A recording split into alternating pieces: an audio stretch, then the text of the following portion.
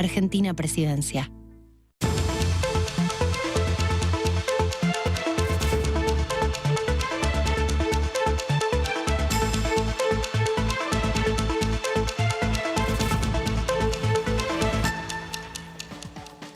Hola, ¿cómo les va? De nuevo yo acá en el análisis haciéndole el aguante a nuestro amigo Pato, que ya está viniendo, pero bueno, le hacemos un ratito el aguante también. Leo, en tu caso... Hola, ¿cómo andás, Leo? ¿Cómo andás? ¿Qué tal, Meli? ¿Cómo te va? Muy buen jueves. Va a ser un gusto compartir este programa con vos. Te quedas hasta el final. Como compartimos el anterior. Hasta el final, sí, exacto. Porque él dijo, no voy a tener el gusto, ¡ping! Ahí lo tenés en... No la voy a dejar sola, Meli, no la puedo dejar sola en estas circunstancias. Esa es la actitud, muy bien. Hola. ¿Qué tal? ¿Cómo está? Muy entretenido nuestro chat por estas horas. Creo que sería más entretenido el chat sí. en mucho tiempo. Sí. Del chat de los compañeros. ¿Cómo andas, Marquitos? Muy bien, aquí en una semana que tuvo sesión, seguramente ya han hablado del tema, pero en el análisis vamos a estar desmenuzando un poco algunos de los proyectos que se trataron esta semana en la sesión y también las comisiones que tuvieron actividad también martes y jueves. Sí, bueno, con muchos temas, de hecho fue una sesión larga, estuvieron con un poquito de retraso en el arranque y terminó poquito después de las 3:30 de la madrugada. Mira, Meli, empezó 2:30. Sí. Tenía que empezar a la 1. A las 13. Sí. Claro. Pero había habido una comisión antes también. Sí, eso igual no te lo tendría que demorar porque solamente labor parlamentaria van presidentes de bloque y autoridades de la Cámara. Esa estaba prevista para las 11:30, finalmente empezó a las 12:30 del martes, por lo que la sesión que tenía que empezar a la 1 finalmente comenzó a las 14:30 y terminó a las 3:15 de la madrugada con la aprobación de estos 6 proyectos principales y muchas cuestiones de privilegio en esto de cómo está la actualidad del país, cómo está la economía y todo lo que fue el fin de semana pasado comentado en el plenario de la Cámara. Claro. Decíamos, incentivo a la industria automotriz, bio y nanotecnología. El tema de los cuidados paliativos también fue tema en esta última sesión. Agujero azul, que es un poco la temática que generó mayor resistencia por parte de la oposición. Exactamente, Juntos por el Cambio, fideicomiso doctoral y la ley de resistencia antimicrobiana.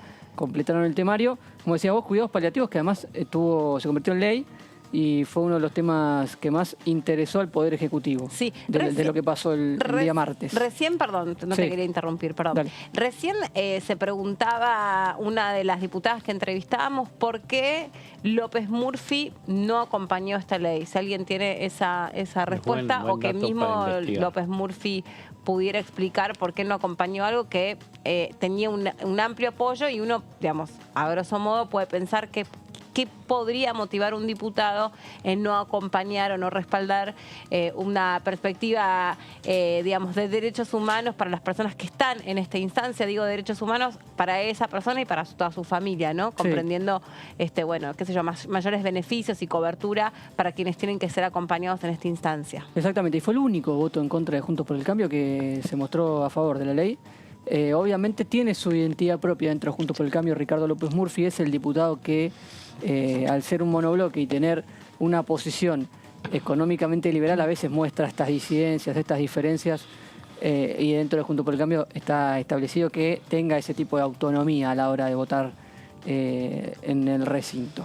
Bueno, nosotros decíamos que estábamos haciendo el aguante al Pato, que ya llegó, que ya esté del otro lado. Patito, te dejé una carta acá para que la leas, es privada, después léela. Gracias, Leo. Vos te tenés que caer, me parece que un pelito más. Capaz que el martes cuando venís, estoy acá todavía. Mañana cuando venís todavía estoy acá. Bueno, vos también te tenés que quedar.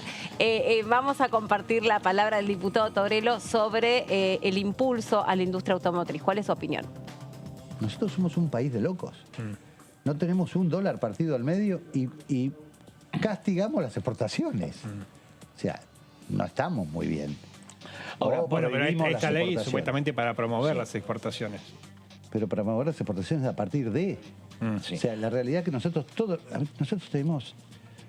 El gasto público pasó de 25 puntos en el 2003 a 42, 43, 44, ya ni sabemos cuánto es porque el gasto público en estos días crece un 12, 13% arriba de recaudación, que a su vez crece un 10, 12% arriba de la inflación. O sea, estamos perdidos. O sea, ahora, Pablo, es un desmadre absoluto. Yo soy de la idea de que si vamos a ajustar, ajustemos donde hay improductivo. No donde hay productivo. No podemos estar castigando a un sector productivo, a ningún sector productivo. También la ley de conocimiento la destruyeron. También podríamos estar exportando un montón. Pero no se hacemos avanzó, minería. Bueno, estamos, muchísimas gracias a Melina, y estamos prestos acá con el señor Leo Fredes, con Marco Giorgetti, para la presentación, y nos vamos a dialogar con un hombre del PRO de la provincia de Misiones, por favor. A ver.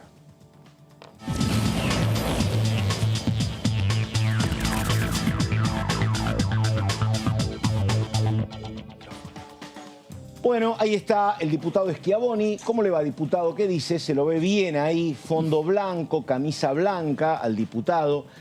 Perdóneme, primero una cuestión climatológica. ¿Cómo está Misiones? ¿Posadas hace frío? ¿Cómo está eso? Porque ¿qué tal? Buenas tardes, Pato. ¿Cómo le va? ¿Qué dice? Y para toda la audiencia. Muy bien, muy bien.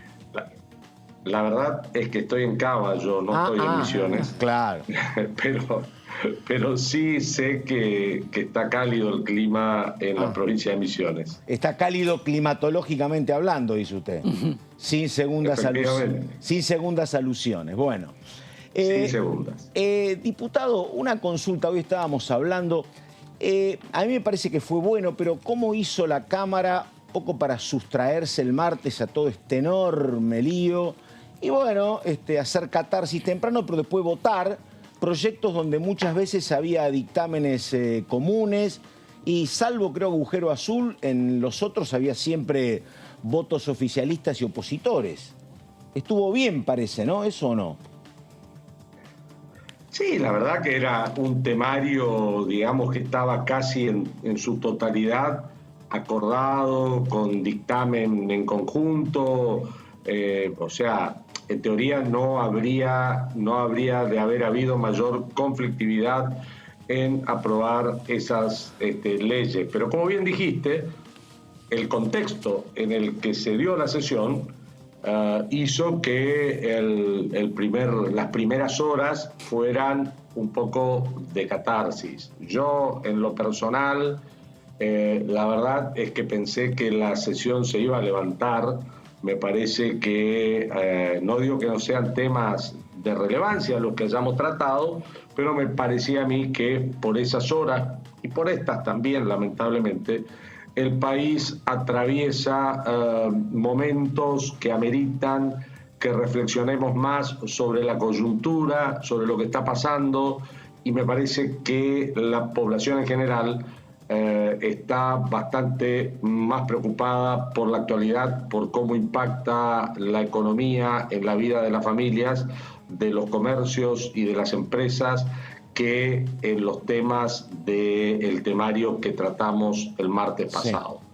Sí. Bueno, me parece que, como bien dijiste, se hizo un esfuerzo para permanecer en la normalidad, cuando la verdad es que nuestro país no atraviesa un momento de normalidad. Lamentablemente, lo digo, sí. No tengo ningún interés.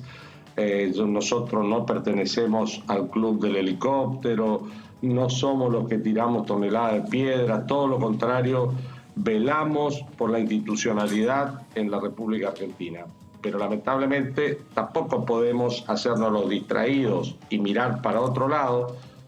Cuando una persona va a comprar algo y el comerciante no le puede vender, no le quiere vender, le dice que no tiene precio. Cuando una persona va a comprar algo y se encuentra con una remarcación genérica del 20% sobre todos los productos por la duda, digamos, bueno, parece que son todas cuestiones que ameritan que desde la clase dirigente pongamos los ojos en eso, sin menospreciar, reitero, los temas que se sancionaron en la pasada sesión. Exactamente. Diputado, Marquitos. Ahora, a usted no le hago una pregunta siguiendo la línea de su argumentación. Siendo poderes distintos, ¿a usted le parece que el Poder Legislativo tiene que estar atento a lo que está pasando en materia institucional en el Poder Ejecutivo, los cambios de gobierno, las cuestiones económicas que pueden haber derivado de los cambios en el gabinete? ¿A usted le parece que la Cámara de Diputados tendría que haber estado atento a eso?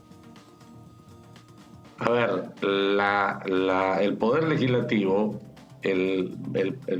la Cámara nuestra, la Cámara de Diputados, es la representación del pueblo, de la nación, al momento de sancionar las normativas, las leyes que rigen el país. Eso es lo que somos nosotros. ¿Cómo no vamos a estar atentos a todo lo que ocurre en la Argentina ante una crisis institucional, habida cuenta de que es la Asamblea Legislativa la que eventualmente resuelve en caso de producirse acefalía en el Poder Ejecutivo? Tenemos que estar súper atentos y súper atentos con lo que está pasando a nivel del país, más allá del reduccionismo en el que observé caen muchos, de pensar que esto solamente es una crisis porque el presidente se lleva mal con la vicepresidente o porque la vicepresidente está arrepentida de haber puesto al actual presidente. Si de eso se tratara, sería de bastante más fácil resolución el problema. Yo creo que el problema es mucho más profundo, es mucho más estructural, es una crisis de tipo global, no solo ni económica ni política. Es una tremenda crisis de un modelo que evidentemente está agotado, está en los últimos estertores. Me parece que eso amerita que toda la clase dirigente de la Argentina que tiene algún grado de representación esté súper atenta a ver cómo salimos de esto. Es muy interesante eso que dice, diputado, porque no lo dijo textual y usted a lo mejor no comparte todo, pero usted ha estado escuchando el discurso de Luciano Laspina en el recinto el martes, donde Laspina dijo algo por el estilo. Laspina dijo, esta pobreza, el estado de la educación, esto es consecuencia, dijo él, de prácticamente 20 años de populismo, ¿no? Y uno, si quiere, lo puede hacer arrancar históricamente en el 2001. Estamos en el 2022, son 21 años. Uno puede, está bien si querés tener los 4 años de gobierno de Cambiemos, pero me parece que Laspina se refería a los otros años. Lo que es interesante hablarlo con usted, porque usted es un hombre con formación desarrollista, conoce de historia. Yo creo que puede ser válido lo de Laspina. El problema es que lo que no dice el diputado Laspina, a lo mejor porque no había tiempo, es que también es cierto que el populismo, si querés, a mí me gusta más llamarlo populares o gobiernos heterodoxos, pero el populismo es consecuencia también del fracaso, Alfredo, de lo que fueron 10 años muy marcados por políticas neoliberales que terminaron en el 2001, me parece. O no es una cuestión hija de la otra, o no es aquel también neoliberalismo de Menem, hijo del fracaso de las políticas del 89 al 95 también, ¿no? Pero no llegan solos, me parece.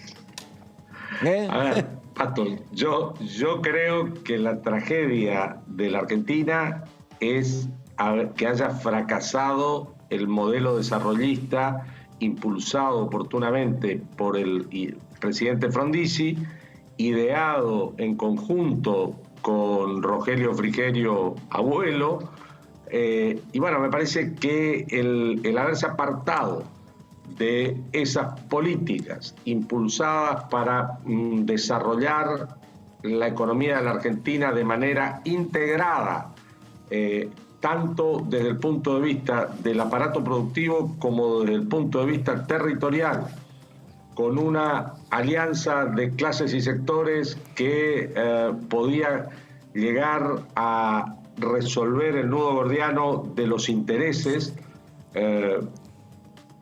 donde concurren los intereses de los trabajadores y del capital, con el interés del desarrollo nacional. Bueno, habernos apartado de esas políticas fueron consecuencia, luego haber perdido el autoabastecimiento de petróleo, haber truncado el desarrollo de la industria pesada en la República Argentina, el plan de infraestructura que integraba el país y las producciones, salir del esquema radial que plantearon los ingleses cuando hicieron los ferrocarriles en la Argentina. Bueno, me parece que habernos apartado de ese programa de gobierno, lo que vivimos hoy es consecuencia de eso. Después, no podemos analizar fuera del contexto internacional que le tocó gobernar a cada uno. Es imposible sustraerse de lo que las tendencias mundiales en determinados momentos. Parece que hoy, no sé si puedo hacer el reduccionismo y decir que son 20 años de populismo, pero yo creo que este modelo actual, impulsado por quien fuese, está agotado y las pruebas a la vista.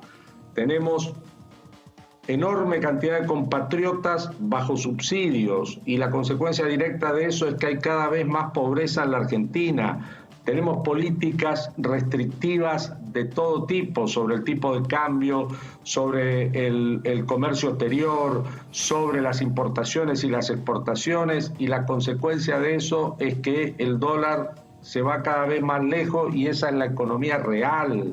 Todo yo la escucho con dolor, escucho hasta señorita o señora, no sé, que ingresó a Batakis repitiendo recetas ya fracasadas, conocidas por su fracaso. Realmente pienso que los argentinos no nos merecemos esto, tenemos que salir en otro sentido, ver cómo triunfó desde el punto de vista de la política, en la interna del oficialismo, la postura de la vicepresidente, con toda la carga de resentimiento y todas las revanchas que esa señora lleva adentro. Es un peligro para la nación argentina. Diputado, lo que está pasando. ¿Cómo le va? Laura Serra le habla. ¿Cómo anda? ¿Cómo te va, Laura? Bien, todo bien. Pregunta, ustedes, recién estaba revisando la integración de la Comisión de Obras Públicas, usted es vicepresidente primero de dicha comisión.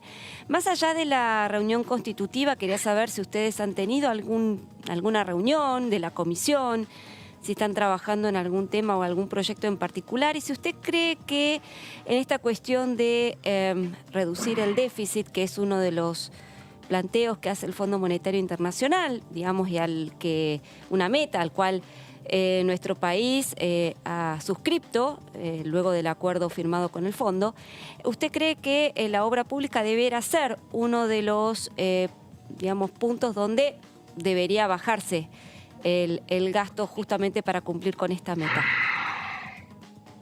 Bueno, en primer término te contesto la primera parte de tu pregunta. Más allá de la reunión constitutiva, no hemos tenido otra reunión. Yo le planteé al presidente de la comisión, con quien tengo una excelente relación, por supuesto, la posibilidad de ir generando una agenda para tratar el tema en una primera reunión ya de trabajo, habida cuenta la etapa del año en la que nos encontramos. Respecto de lo segundo, yo creo que en materia de infraestructura y obra pública, en primer término hay que aclarar que las obras públicas deben realizarse en función de prioridades en el desarrollo del país, no en función de los negocios de algunos funcionarios y de determinadas empresas. Estoy de acuerdo, pero la pregunta va por el lado de que si ahora tenemos determinado gasto que achicar para cumplir el déficit, bueno, ¿hay que ir por la obra pública o no hay que ir por la obra pública? Por eso digo, en primer término, aclarar que la obra pública no se hace en función de los intereses de negocio de nadie, sino en función del interés nacional.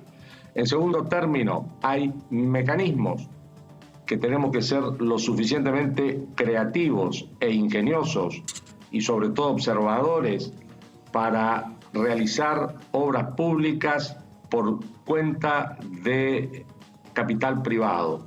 Es perfectamente factible, existen proyectos en la hermana República de Chile de participación público-privada que son muy exitosos en la realización de obras de infraestructura con el riesgo y el capital de los privados. O sea, que plantear una antinomia obra pública versus ajuste me parece que no es atinado. Lo atinado es encontrar los mecanismos para financiar obras públicas que respondan al interés del desarrollo de la nación. Y en ese sentido me parece que siempre tenés que hacer la ecuación de lo que te aporta esa obra de infraestructura al desarrollo del país. Con el mecanismo financiero adecuado, sin lugar a dudas, se puede llevar adelante. La última pregunta de mi parte, teniendo en cuenta de que es una comisión que podría perfectamente abocarse a, como usted dice, ¿no? A los temas que son, a las cuestiones de infraestructura que son claves para nuestro desarrollo. ¿Qué está pasando? No sé si ustedes han pedido informes sobre el tema del gasoducto, Néstor Kirchner. Digo, es un tema que, digamos, es una obra más que clave, yo diría más que gravitante en este momento de crisis y sobre todo de faltante de divisas, ¿no? No sé, ¿ustedes están haciendo algún tipo de planteo, pedido de informes? ¿Van a citar a gente del Ministerio de Obras Públicas, de Energía, la Comisión? Bueno, ¿cuál es la intención de la oposición en la Comisión de Obras Públicas? Todas las cosas que mencionaste las estamos haciendo.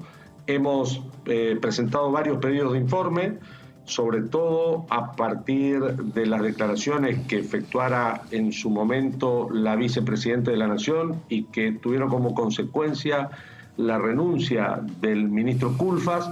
Hemos presentado numerosos pedidos de informes al respecto y también desde la comisión. Por supuesto, como todos saben, estamos pidiendo la comparecencia del ministro Mansur al recinto. No conoce todavía el Congreso en calidad de ministro jefe de gabinete Mansur. Nunca vino en esa condición a darnos explicaciones y lleva bastante tiempo ya en el cargo. Así que sí, efectivamente lo que está a nuestro alcance, que son los pedidos de informe, lo hemos materializado. Bien. Marquitos. Diputado, esta semana comenzó también en una comisión que usted integra, Agricultura y Ganadería, el debate de la ley agroindustrial, con referentes, representantes de distintos organismos, inclusive algunos de las entidades del campo. ¿Qué opinión, qué balance puede hacer esa reunión y cómo están ustedes ante esta ley después de venir de varias leyes que vienen teniendo tratamiento de carácter productivo y que de a poquito van avanzando en la Cámara de Diputados? Bueno, sí, efectivamente, como bien dijiste, en el día de ayer nos reunimos con algunas de las entidades que representan al campo. Ya lo habíamos hecho de alguna manera, pero solamente con integrantes de nuestro bloque que pertenecemos a la comisión en oportunidades anteriores, para charlar justamente de este tema. Obviamente nadie se va a negar a los objetivos, a los enunciados del proyecto impulsado por el Consejo Agroindustrial Argentino, porque promover las exportaciones, generar empleo, generar mayor producción en la República Argentina, obviamente son grandes postulados con los que todos coincidimos. Luego sí tenemos nuestras observaciones en función del carácter sustentable de dicha ley y la promoción de estos objetivos en la relación, en lo que hace a la relación de la producción con el cuidado del medio ambiente. Hay como mucho título y poco contenido en ese sentido. Cuando hablamos de sustentabilidad, hay que hablar también de la sustentabilidad medioambiental y entendemos que en este proyecto esa cuestión no está del todo profundizada ni asegurada. También entendemos que en ese proyecto, por lo menos en los términos en los que el ministro Julián Domínguez lo ha llevado al seno de nuestra comisión, entendemos no está garantizada la inclusión, sobre todo de los pequeños agricultores, de los actores de la agricultura familiar, que son muchísimos en la República Argentina y particularmente en las provincias del NEA y del NOA. Entonces, creemos que es un proyecto perfectible, que hay que tratarlo, que tiene algunas cosas muy interesantes. También no está suficientemente agotado en el proyecto los instrumentos, los mecanismos financieros como los warrant y otro tipo de mecanismos que le permiten al productor financiarse en un contexto tan volátil como el que vive la República Argentina. Pero bueno, por lo menos empezó a rodar la pelota, como decimos, en el tratamiento de este proyecto, que entiendo va a tener debate intenso en algunas cuestiones técnicas. En la reunión de ayer lo planteó también el diputado López Murphy, al que ustedes hicieron mención, respecto de los saldos técnicos de IVA para su tratamiento. Y bueno, hay unas cuantas cuestiones que son interesantes de tratar porque el sector de la agroindustria es crucial para los ingresos de nuestro país. Pero no se cierran, digamos. Es un proyecto que en principio algunos, Juntos por el Cambio, cuando los ve y tienen alguna inclusión de aumento de impuestos o creación de nuevos estamentos burocráticos, ya directamente ponen como la advertencia de que no lo van a acompañar desde el principio. En este caso, el debate está abierto y ustedes están dispuestos a discutir la letra chica del proyecto, pero no se niegan a que pueda llegar a avanzar. No, para nada. Lo estamos discutiendo y lo estamos tratando en la comisión. Bien. El diputado Alfredo Schiavoni. Diputado, muchas gracias. Buenas tardes y hasta cualquier momento. Chau, chau. Gracias, Pato. Que tengan buenas tardes. Igualmente. Chau, chau. Bueno, estamos en DTV, enseguida tenemos información sobre lo acontecido en la Cámara, pero me parece, Serra, que tu pregunta era muy puntual, porque si uno mira el presupuesto y hay que hacer algún ajuste, no hay mucho margen porque el 70% se sabe, es gasto previsional, y si uno quiere reducir algo, tiene que meterse con la obra pública, ¿no? Bueno, no necesariamente. Bueno, no hay mucho margen. Es verdad lo que vos marcás, pero no necesariamente. No necesariamente, efectivamente. No necesariamente porque hay otro rubro muy importante que vos seguramente lo sabés muy bien. Le hemos dicho un montón de, bueno, todos los analistas económicos y políticos, ni qué hablar en el gobierno, lo tienen apuntado en rojo, que son los subsidios económicos. Exactamente, claro. Que tiene que ver con lo que el gobierno importa. Básicamente hoy la energía, en materia de combustibles y energía. Y en eso se va prácticamente más de, por lo menos, 2 puntos del PBI.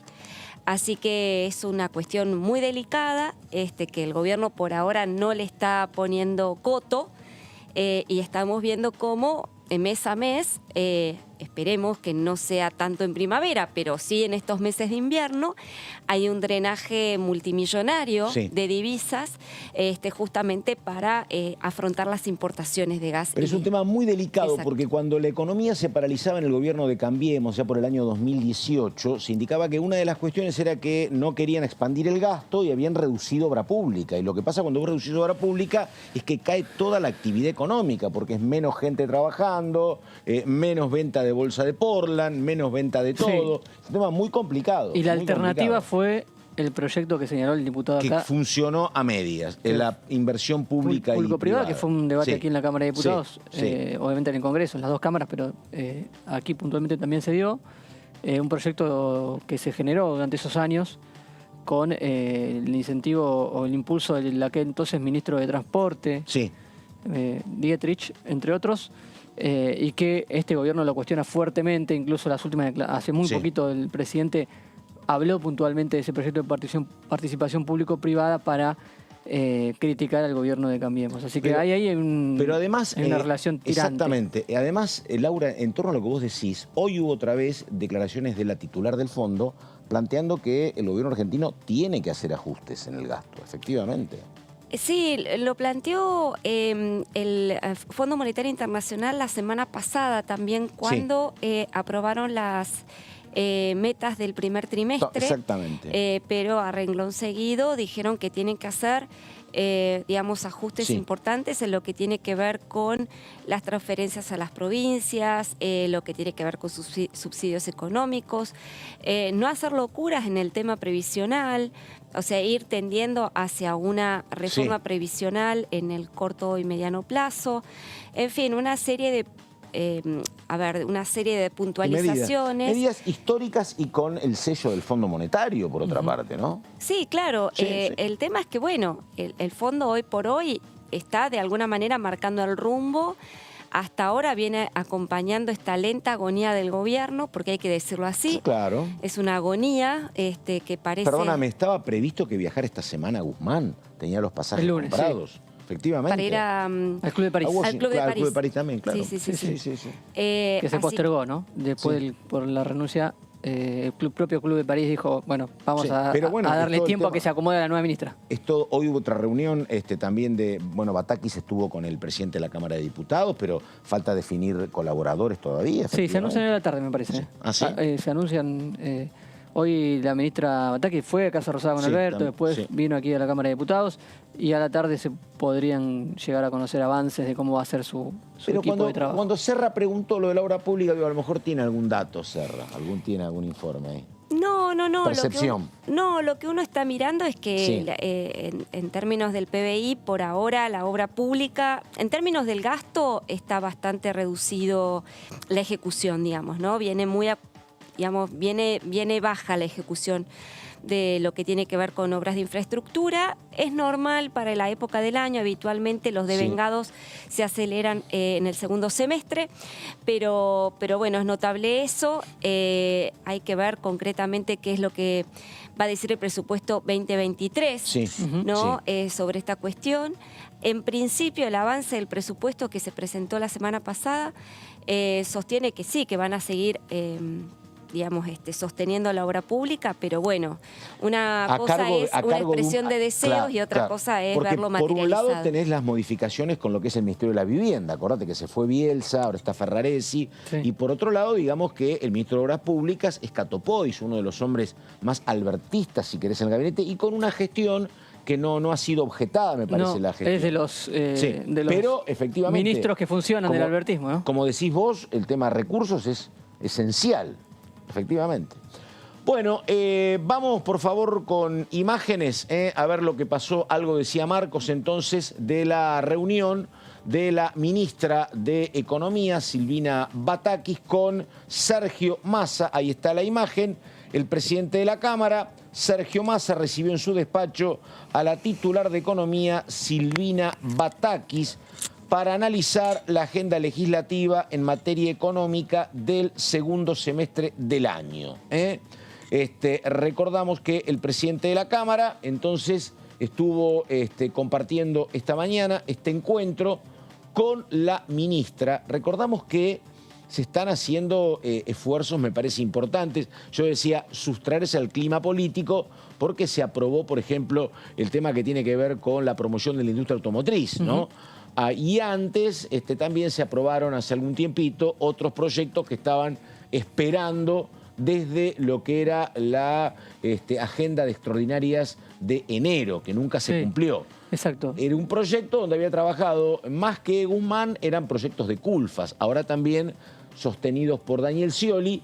Habrá que ver ahora, porque hasta aquí lo único que tenemos es la foto, habrá que ver si hubo algún pedido particular de Batakis para el presidente de la Cámara en torno a lo que puede ser el eje de la agenda económica de esta Cámara a partir de este mes de julio. Pero hasta hay acá, muchos. decime, bueno, a ver. esta foto que se difunde, ¿no? Un poco es una foto que, a ver, que tiene todo un trasfondo político, Pato, porque se da en un contexto de mucho rumor, de recambios en el gabinete. Es una foto tranquilizadora, te diría, me parece, en algún aspecto, porque había tanta pelota hoy, tanta bola sobre idas y vueltas, salidas y demás, que bueno, acá estamos trabajando, me parece que ese es el objetivo, ¿no? Sí, a ver, no sé si ir un poquito más allá de eso. Sí, dale. Son todas puras especulaciones, pero ¿qué es lo que se quiso mostrar? Primero, la reunión en la Cámara de Diputados, la ministra, flamante ministra de Economía, vino aquí hasta el Congreso, hasta la Cámara de Diputados para reunirse con Massa, para hablar de la agenda legislativa del segundo semestre. Seguramente no se habrá limitado a eso, pero lo cierto es que da la impresión de como que Sergio Massa quiere como transmitir que él también está bancando a la ministra de Economía, ¿no? Después de tener relación complicada con Martín Guzmán, también el presidente de la Cámara, ¿no? Es una buena acotación la que haces. Entonces, empecemos ya un poco a analizar lo simbólico que transmite esta foto, ¿no? O sea, una reunión entre la flamante ministra, que hoy de alguna manera cuenta con genera cierta incertidumbre en cuanto a qué rumbo va a adoptar en la economía, Sergio Massa, que había quedado supuestamente despechado o molesto después de que no pudo incorporarse al gabinete, reuniéndose con la ministra, tratando de transmitir una señal como que te banco en el lugar donde estás.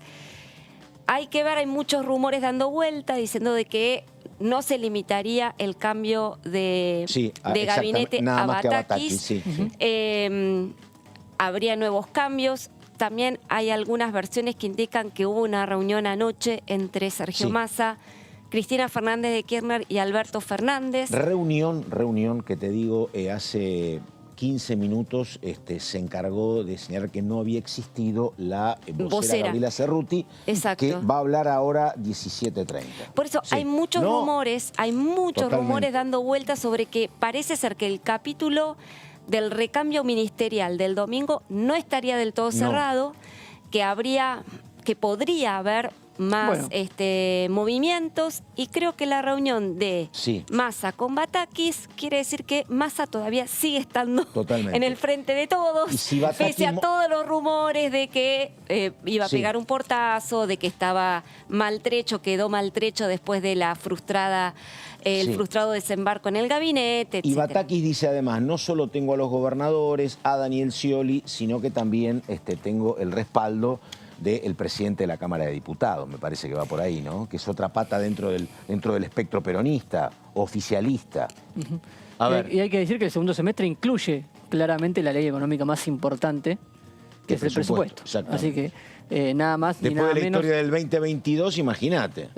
Está bien que ya empiecen a diagramar el segundo semestre para que no suceda lo que pasó el año pasado, que es que finalmente el gobierno se quedó sin presupuesto sancionado por el Congreso. Sí, que por supuesto que participe y que escuche y que coincidan con Germán Martínez para evitar sorpresas. Exacto. Bueno, vamos a ver por favor, esto pasa en DTV. Vamos con la presentación y hablamos con un hombre de la provincia de Salta. A ver.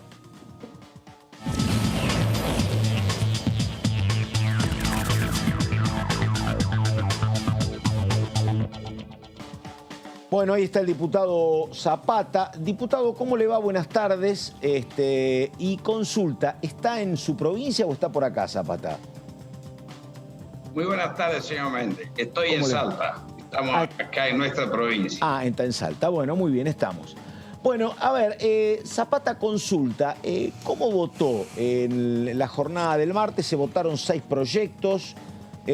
¿Votó todo a favor? ¿Algo votó en contra? ¿Cómo es el resumen particular de Zapata? Bien.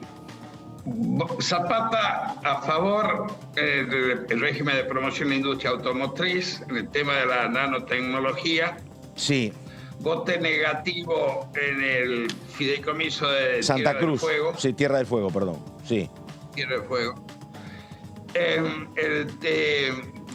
No me acuerdo qué otro. Cuidados paliativos. Positivo, me levanté. El cuidado paliativo no voté, eso se trató después del tema de la área bentónica, claro. El agujero azul. Sí. Me levanté y no regresé. Ajá. Bueno, a ver, le hago una pregunta al contador Zapata. Porque acá. 3 no voté. Ahí está. Sí. No, diputado, la pregunta es esta. Acá había algunos diputados, yo creo que uno era López Murphy, pero después acá me lo explicaron a mí con mucho detalle, tanto Martín Tetaz como Cacase, que ellos no querían votar. Después lo terminaron haciendo al régimen de promoción automotriz, porque dice que no están de acuerdo con más ventajas impositivas para un sector particular, en este caso las automotrices. Y las ventajas son impositivas, básicamente. ¿Usted cómo lo ve a eso? ¿Hay que facilitar al sector ventajas impositivas porque son dadores de trabajo o no hay que ser tan permeable a los lobbies? ¿Cómo lo ve eso? A ver. Mire, yo lo veo como que el gobierno de la nación, las autoridades económicas y los diputados oficialistas están viendo que la presión tributaria es un freno para el crecimiento de la actividad y la posibilidad de incrementar la producción, generar empleo. Entonces empezaron a aparecer determinadas normas que liberan, limitan o generan devolución de impuestos, como el régimen de los taxistas, que apuntan a paliar o quitar esta sobrecarga tributaria para que no se sientan tan apretados estos sectores. La industria automotriz, otrora en la República Argentina, fue muy importante. Teníamos una fábrica nacional con modelos nacionales. Sí. Fue cambiando esto, llegó al Mercosur y se estableció un sistema de trabajo dentro del Mercosur donde en el acuerdo con Brasil se hacen las partes en los dos países y de acuerdo al modelo se arma en una línea o en otra. A mí lo que me ha dejado muy preocupado al tratar el régimen de incentivo, de apoyo a los taxistas, es que este régimen que prevé la devolución de casi un 50% de la unidad, que está compuesto por el IVA más impuesto interno, requiere que la unidad que se compra tenga un mínimo de un 20% de composición o de producción nacional. Eso significa que el 80% se produce afuera. Traducido en la ayuda, el 80% se traslada y son mayores ventas del exterior. Entonces, eso tenemos que tratar de revertirlo con algún tipo de incentivo. Y ahí voy, le digo. Ahora bien, perdóneme. revertir esto con parches parciales y... Sí. No, que lamentablemente esto de que la composición nacional es del 20%, esto hace 20 años que no cambia, ¿eh? Yo hace mucho tiempo que veo que intentan que el porcentaje nacional sea mayor y nunca supera el 20%, cosa que es otro problema. Ahora otra vez dicen que hay que crecer, pero la verdad, si uno mira la historia, no ha mejorado nunca eso, pero bueno, lo escucho, diputado. Sí, a partir del Mercosur fue cayendo el componente nacional, claro. Quizás por el clima económico o la especialidad o algún tipo de tecnología o terminales más grandes fuera del país. Sí. Yo considero que este tipo de incentivos sectoriales y puntuales no debieran existir. En realidad tendría que haber un sistema de incentivo o de ayuda generalizado. Pero la emergencia que vive la nación y la urgencia que requieren estas medidas para que no se siga cayendo el nivel de empleo, lleva a que uno acepte dentro de su concepción este tipo de ayuda sectorial.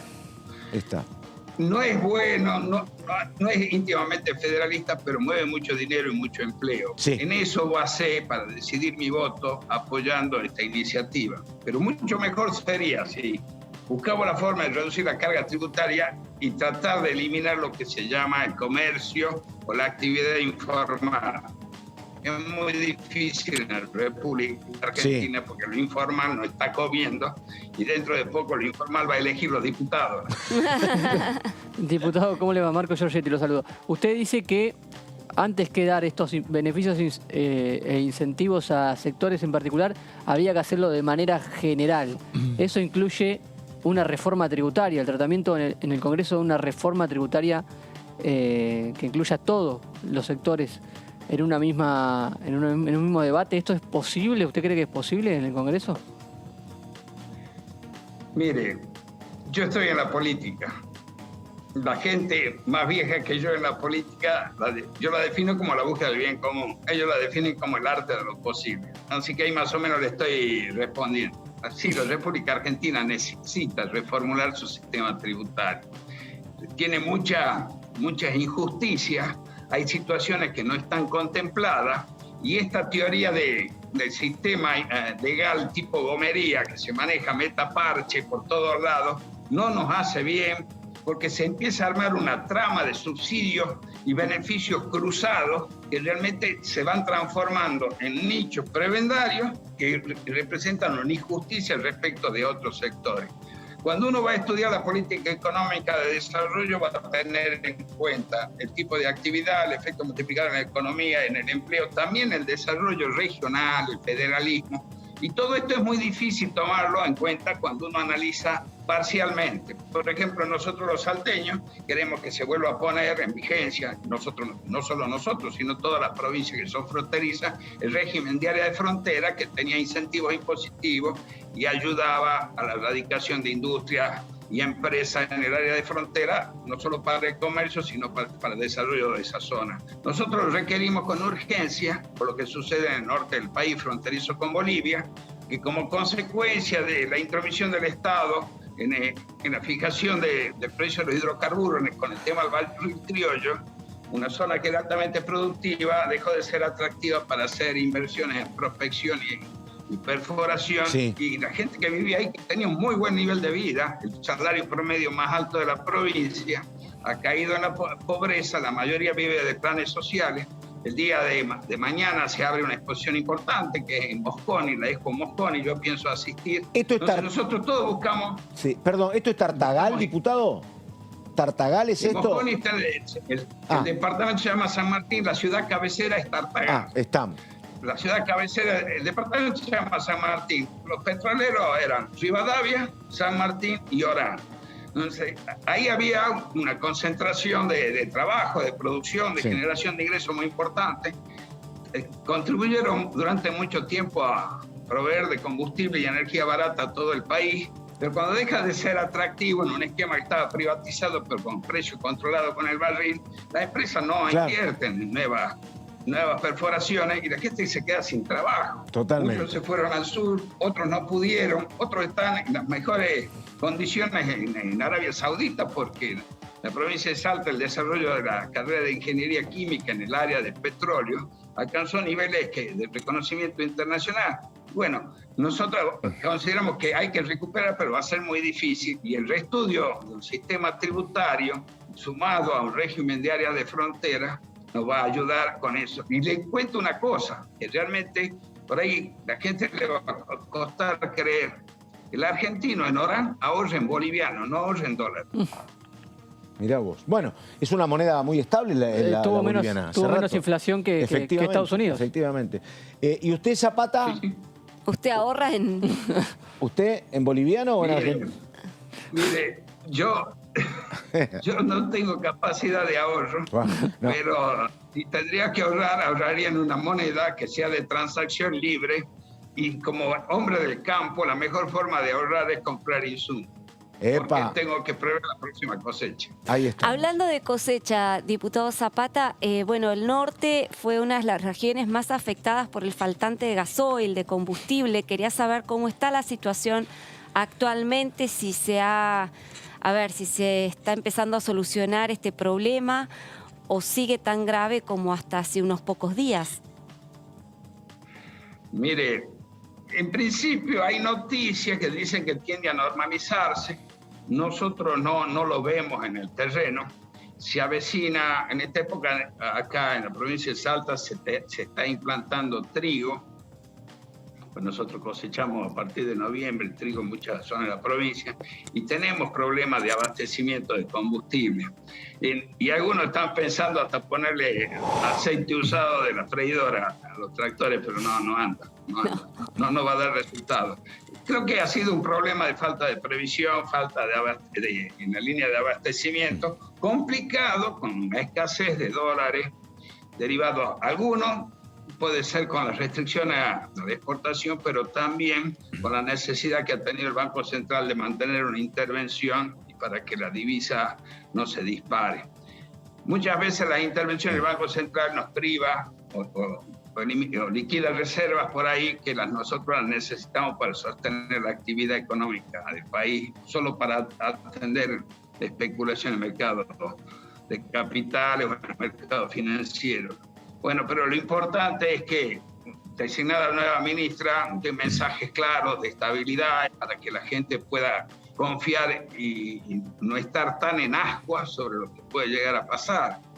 Yo considero, a pesar de ser opositor, de que la señora ministra va a tener todo el apoyo en la medida que dé un mensaje claro.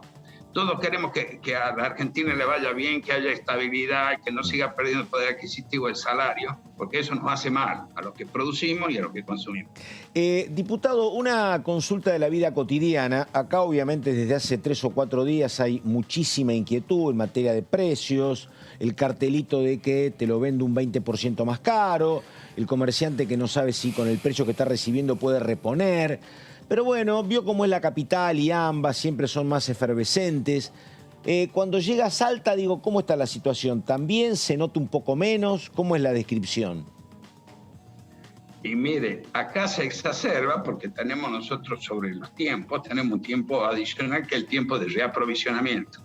¿Cómo calcula sus remarcaciones el comerciante, que no es una persona que tenga otra intención diferente a la de mantener su capital? O no perder. Bueno, sí. La inflación con esto me va a subir un 20%, entonces vamos con un 20%, pero guarda, eso es dentro de los próximos 30 días, pero a mí me demora que no tengo gasoil y recibir en 45 días, entonces le metamos un 30 por las dudas. Claro. Y si no vendo, por lo menos tengo la mercadería y no me descapitalizo. Sí. Y eso esa es una expectativa, la contramedida, una expectativa negativa sobre cómo va a ser el desenvolvimiento del mercado. Por eso digo, yo confío en que la señora ministro presente un equipo económico que tenga un mensaje claro, que apacigüe estas expectativas un poco negativas acerca del futuro de la Argentina, que trate de dominar un poco el gasto público, dando mensajes claros, no eliminando gastos necesarios, sino posponer o racionalizar, porque la noticia de la emisión monetaria actúa como disparador en las expectativas, potenciando las expectativas inflacionarias, y la gente, ¿qué es lo que hace? Busca protegerse. Acá las cadenas de supermercados son poco más actividad tiene para el consumo el almacén de barrio, y es una persona que trabajó toda su vida para tener ese sector de mercadería y poder comerciar, y a veces puede salir de vacaciones. Entonces, ¿qué es lo que hace? Se cuida, deja de comprar lácteos porque eso se echan a perder, y tendrá más stock de fideos, aceite, cosas, mercadería no perecederas. El objetivo es mantener el capital, lo mismo que las tiendas de vino, si toque el vino. Ahí estamos. El diputado Zapata Carlos, en Salta. Diputado... El paisaje le iba a preguntar. No, es Salta. ¿Ah, qué es eso? No sé. No sé, Cafayate. No, que era Cafayate no es. No sé qué es eso. Sí, puede ser. ¿Qué tiene detrás suyo? El viaje... ¿Qué es? Don Méndez, sí. Usted sí que conoce mi provincia. Le acabo de dar una tarjeta azul. Mire, no es azul y oro porque estamos afuera, ¿no? No, pero... Se llama Los Castillos. Sí. En la quebrada de las Conchas que había en Cafayate. Ah, viste, pero acerté. En cada aparición, me comprometí con el canal, que en cada aparición voy a poner un fondo de pantalla de un lugar diferente de mi provincia. ¿Viste? Un poco para que ustedes se tienten, que los convenzan a sus amigos que vengan a visitar Salta, nos ayuden con el turismo y para que estemos mucho mejor. Ahí estamos. Muchas gracias, diputado. Hasta cualquier momento. Buenas tardes. El agradecido soy yo desde acá. Un saludo. Chau, chau. Estaría bueno feliz día de la Independencia para el sábado. Sí, exactamente. Sí, qué bueno sería que cada uno de los diputados que salieran al aire desde sus provincias pudieran poner paisajes de sus territorios, ¿no? Sí. Así los identifican, los Yo menos mal que no soy diputado, Serra, porque yo no lo sabría hacer tecnológicamente. Yo tampoco. Es una pavada. El mismo que Zoom nos enseñe el diputado Zapata. Ahora, una cosa, Serra, y una cosa, Marcos, porque fíjate qué complicado que estamos, no digo ninguna novedad. Porque, ¿qué dice Zapata? Que hable la ministra y de un mensaje claro de que va a controlar el gasto público. Sí. El tema es que vos tenés a otro sector que te dice no. De hecho, Juan Graboy le dice, ahora que asumiste, usar la lapicera. No hay un mensaje de Batakis que conforme a todos. Y eso es parte del problema, me parece. Otros le están pidiendo, terminá con los subsidios. Y otros le dicen, seguí con los subsidios y están celebrando que no habría cambios en el equipo de energía. Es parte del tema. Sorprendió la primera declaración de la ministra subrayando el tema de equilibrio fiscal. No se esperaba una declaración tan asertiva de esa manera. Quizás sí fue una señal que preveía lo que iba a pasar esta semana e intentó apaciguar un poco. Pero vos fíjate que por otro lado, el oficialismo está impulsando otra moratoria impositiva. Y por otro lado, aparecían muchos diputados en la sesión del martes planteándole el salario básico universal. Todo eso, una veintena de diputados. Digo que a lo mejor tienen razón, pero todo eso es no equilibrio fiscal. Sí, pero todo eso quedó congelado, Pato, ya. ¿El qué? Perdóname. Todo. Los dos proyectos esos. Bueno, vos decís que queda el tema del salario. Claro, ahora eso en política genera reacciones, ¿no? Porque hay sectores que no están de acuerdo. Y me parece lo que estamos esperando... No, pero si vos lees las declaraciones de Itay Hackman, que dijo en las últimas horas, justamente, nosotros impulsamos el salario básico universal, nos parece que sería muy piola instrumentarlo, pero también es consciente de que eso necesita de un financiamiento que es muy importante, casi 2 puntos del PBI, 1,8%. Y que no se podría instrumentar si no hay una señal verde, una luz verde por parte del presidente y de la flamante ministra, con lo cual él tampoco va a ser demasiada laraca si este tema no puede prosperar ahora, porque él entiende la situación de déficit, los apremios económicos que hoy está padeciendo nuestro país. Él lo pone él sostiene que estaría bueno comenzar a armar un debate sobre esta cuestión, pero de ninguna manera Itay Hackman o este grupo de diputados dicen no, nosotros vamos a reunir la comisión, vamos a avanzar, no. Y además, esa no es, una posición testimonial. No es testimonial tampoco, Pato. Es como poner sobre el tapete algo que a su juicio sería muy positivo, que le dio impulso, paradójicamente, Cristina Fernández de Kirchner en su discurso del viernes pasado, porque si no era un proyecto que pasaba sin pena ni gloria. Entonces, una vez que Cristina Kirchner lo puso sobre el tapete, bueno, el proyecto nuevamente empezó a tomar cierto vuelo. Pero Itay Hackman es consciente y dice, no tenemos la plata para financiarlo y eso va a quedar a referéndum de una decisión de la ministra. Esa decisión no está porque la ministra dio señales de que eso no puede avanzar por ahora. No creo que porque ella no quiera, sino porque efectivamente no están los fondos para hacerlo. Entonces, nada, va a quedar ahí, va a quedar a la espera de otro momento en el cual se pueda trabajar. Impecable. Muy bien, vamos a una pausa. Faltan apenas 5 para las 5. Esto es el análisis por DTV y ya venimos.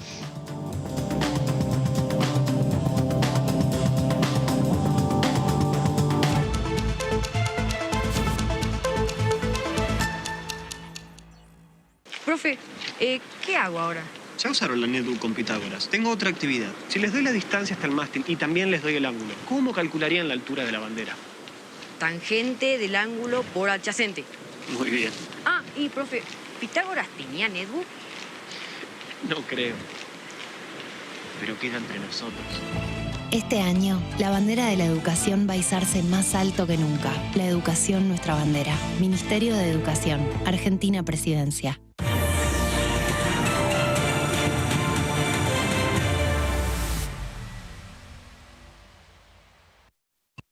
¿Qué diferencia hay entre la Cámara de Diputados y la Cámara de Senadores? La Cámara de Diputados representa al pueblo de la nación argentina. Esto significa que las provincias más grandes y con mayor cantidad de habitantes tienen muchos más diputados que las provincias más pequeñas. La manera de establecer las cantidades es proporcional. La Cámara de Senadores representa a las provincias. Cada provincia envía 3 senadores al Congreso Nacional. El total de senadores es 72, dado que las provincias argentinas son 24. Este es un número fijo. Por ejemplo, la provincia de Buenos Aires cuenta con 70 diputados nacionales y la provincia de Tierra del Fuego con 5. Pero tanto la provincia de Buenos Aires como la de Tierra del Fuego cuentan con 3 representantes cada una en el Senado de la Nación. Cada 2 años, el Congreso Nacional renueva la mitad de sus diputados y 1/3 de sus senadores nacionales. El mandato de los senadores es de 6 años, mientras que el de los diputados es más breve, dura solamente 4 años.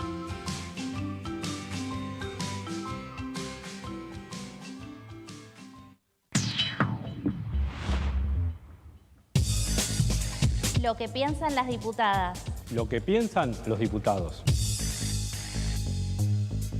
Lo que pasa en el Congreso. ¿Lo que querés saber de nuestro Parlamento? Te lo contamos nosotros. Porque somos tu voz en el Congreso. DTV, el periodismo en el Congreso.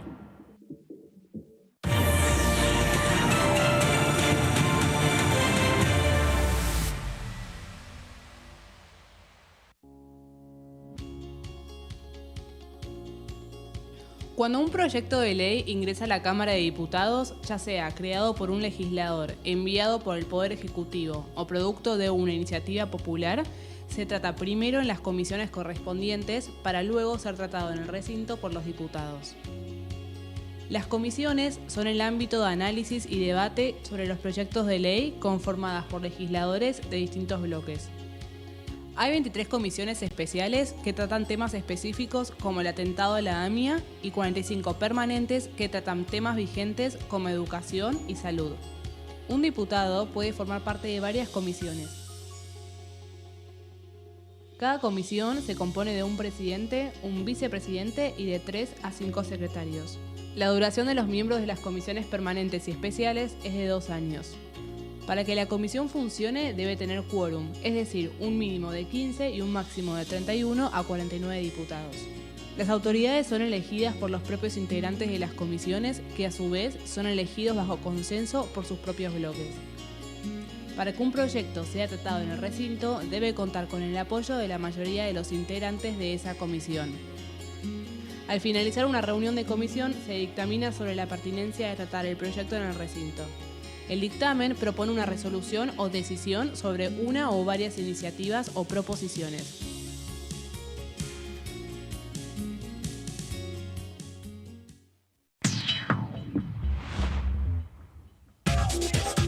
Lo que pasa en comisiones. Lo que pasa en las sesiones. Lo que pasa en el Congreso. Lo que querés saber de nuestro Parlamento, te lo contamos nosotros. Porque somos tu voz en el Congreso. DTV, el periodismo en el Congreso. Viaja a Mendoza, Salta, Chubut, Villa Gesell. A donde vayas, viaja seguro. En el micro también usa el cinturón de seguridad. Reconstrucción Argentina, Ministerio de Transporte, Argentina Presidencia.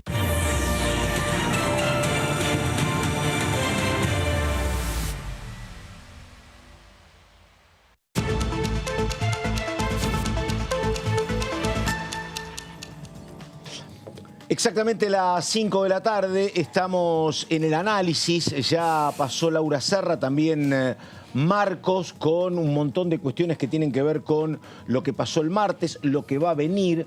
Hablamos hoy con la diputada Landricini. Dijo Landricini que ella creía que a lo mejor había una sesión antes de que terminara julio. Epa.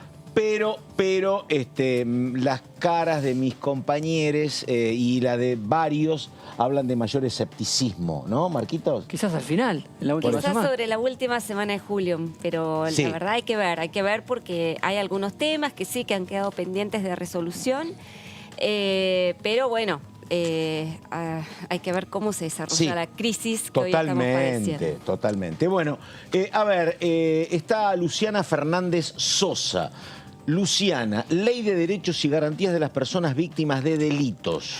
¿Quiénes trabajan en este proyecto, Luciana? A ver. No, mira, Pato, Sí. muy buenas tardes. Antes que nada, también a Marcos y a Laura. Esto no es un proyecto, es una ley que fue sancionada en el año 2017. Sí. ¿Pero por qué la traemos a colación? Porque hace poquitos días cumplió 5 años de su sanción y también hubo un evento hace poquitos días en el auditorio de la Biblioteca del Congreso de la Nación Argentina, donde se presentó el Manual de Derechos y Garantías para las Personas Víctimas de Delitos, que viene de parte de la presidencia de la Honorable Cámara de Diputados de la Nación Argentina y que tiene entre sus autores al diputado Sergio Massa, el presidente de la Cámara, y también al diputado Ramiro Gutiérrez, ¿sí? Así que vamos a hablar a ver en qué consiste esta ley que es tan importante, ¿no? Y vamos a ver el artículo 2, donde establece la definición de víctima, qué se entiende y se considera como víctima. Por un lado dice que es la persona ofendida directamente por el delito. Esto sabemos que es la persona quien sufre el daño, quien sufre en su propio, ya sea cuerpo, en su propia psiquis,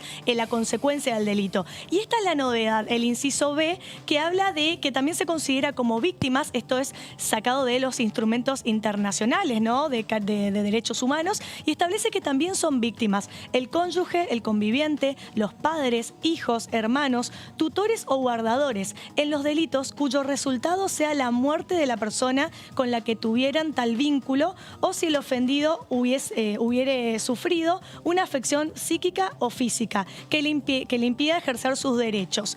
Esto porque decimos que es una novedad y podemos decir que es un nuevo paradigma, porque si nos remontamos un poco a la historia de lo que es el derecho penal, históricamente siempre en la etapa de instrucción y también del juicio, quienes debatían era el imputado con el fiscal. La víctima siempre tenía un rol más pasivo, como un mero espectador. A raíz de esta nueva ley, de esta incorporación de estos derechos, se da la posibilidad de que la víctima tenga un rol activo, y ahora lo vamos a ir desarrollando. Perdóname, además se ve una cuestión hasta económica, digo, porque el imputado tenía, como correspondía, la asistencia de un abogado defensor público u oficial. cosa que no tenía la víctima, los familiares de la víctima, por ejemplo. Si querían querellar en lo particular, tenían que contratar un abogado, por exactamente. Sí. Por eso siempre el ojo estuvo puesto en el imputado y la víctima era como un mero espectador, tenía un rol pasivo. A raíz de esta ley, la víctima viene a tener un rol activo que podríamos decir que se asemeja mucho a las propias actividades que realiza el fiscal dentro de lo que es la etapa de instrucción, porque la víctima también puede presentar pruebas, por ejemplo, ¿no? Entre distintas otras cosas que lo vamos a ir desarrollando en las siguientes placas cuando hablemos de los derechos que tienen las víctimas. Y vamos a ir a una segunda placa y vamos a hablar de esto. El artículo 4 habla de la actuación de las autoridades, responderá a los siguientes principios. Por un lado, habla de la rápida intervención. La rápida intervención son principios internacionales y la rápida intervención tiene que ver justamente con esto, con tomar las medidas de prevención y de cuidado necesarias para sacar justamente a la víctima de esa etapa, de ese rol de victimización, ¿no? que tiene. Y también la rápida intervención, esta ley establece un concepto importante porque habla que el Estado tiene que actuar de oficio a través de los propios centros de asistencia de la víctima. Es decir, no necesariamente la víctima tiene que pedir que por ejemplo, se ponga una restricción, ¿no? de contacto con esa persona. Te entiendo perfectamente el A y el C. ¿Qué sería el enfoque diferencial, Luciana? El enfoque diferencial tiene que ver con las cuestiones particulares de la víctima. Es decir, se tiene que tener en cuenta las condiciones particulares. La edad, si tiene algún tipo de discapacidad, el género, la situación socioeconómica, es decir, todo el contexto en el cual, porque hay personas que quizás se encuentran en un estado de vulnerabilidad mucho más fuerte que otras por ahí, al tener los medios económica, claro. Exactamente, principalmente la situación económica y el contexto en el cual desarrollan su vida, ¿no? Y la no revictimización, bueno, tiene que ver justamente con no someter a la víctima nuevamente a todo por lo que estuvo transitando, ¿no? Exactamente. Vamos a ver en otras placas que habla también de lo que son los derechos de las víctimas. El artículo 5 dice que la víctima tendrá los siguientes derechos. El inciso A, en realidad, este artículo tiene 16 incisos. Yo traté de seleccionar algunos porque si no tendríamos que estar todo el programa hablando de los derechos de la víctima, ¿no? El inciso A dice a que se le reciba de inmediato la denuncia del delito que la afecta. Antes de hablar de esto, es importante recordar que hay 3 maneras de establecer la denuncia. Uno puede hacer la denuncia en la sede policial, en la fiscalía y también en el juzgado. Por lo general la gente solamente cree que es solamente en la comisaría, pero también lo puede hacer en fiscalía y también lo puede hacer en el juzgado. Y es sumamente importante que el contexto en el cual una persona se acerca a hacer una denuncia tiene que ser un contexto amigable, que la víctima se sienta cómoda. No sabía que no se podía hacer. Yo pensé que en la comisaría nada más. No, son 3 formas de recepcionar la denuncia que por ahí... De hecho, si me preguntás dónde hay una fiscalía... No, claro. No sé dónde hay. Claro. O juzgado, efectivamente. Pero por el Código Penal establece que son esas 3 formas de poder hacer la denuncia. La más conocida es la policía, pero también existen las otras opciones, ¿no? Y bueno, y también tenemos que hablar de esto a ver, cuando la persona va a hacer la denuncia, tiene que ser un contexto, justamente como lo decíamos, que se sienta cómodo, un contexto amigable, porque hay ciertos delitos, como por ejemplo el caso de la violencia de género, del abuso sexual, del acoso, que hasta la propia víctima le cuesta hablar y dar ciertos detalles. Por eso es ley, creo, desde hace poco tiempo, que en caso de denuncia de violencia de género, creo que debe tomar declaración otra mujer, me parece, una mujer. En algunos casos, en realidad es hasta opcional eso. ¿Sí? O sea, si la mujer se siente en situación más cómoda de empatizar con alguien del mismo género, podría hacerlo tranquilamente, sí.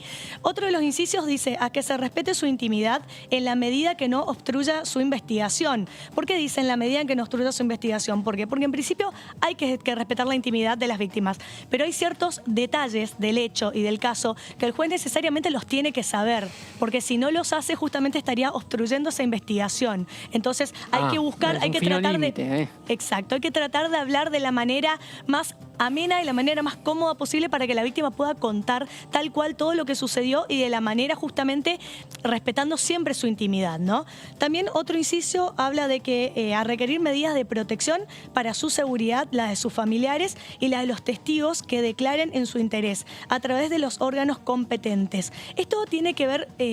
Hay dos puntos importantes. Cuando habla de los testigos, es importante recordar que existe el derecho de reserva de identidad, que sucede mucho en los casos por ahí de violencia de género, donde por ahí muchas personas no se quieren involucrar porque consideran que son problemas entre pareja y no quieren tener una consecuencia. Bueno, uno puede recepcionar la denuncia y poder pedir esa reserva de identidad para justamente poder realizar la denuncia y contar todos los hechos que sabe respecto a ese hecho. Y también justamente las medidas de protección, como habíamos dicho, se puede hacer a pedido de parte, pero también acá el Estado tiene un rol importante que debería actuar de oficio a través de los centros de asistencia de las víctimas, como por ejemplo pedir un botón antipánico, una exclusión del hogar o una restricción de acercamiento, entre tantas otras medidas que establece. Después tenemos otra placa más que habla de algunos derechos más.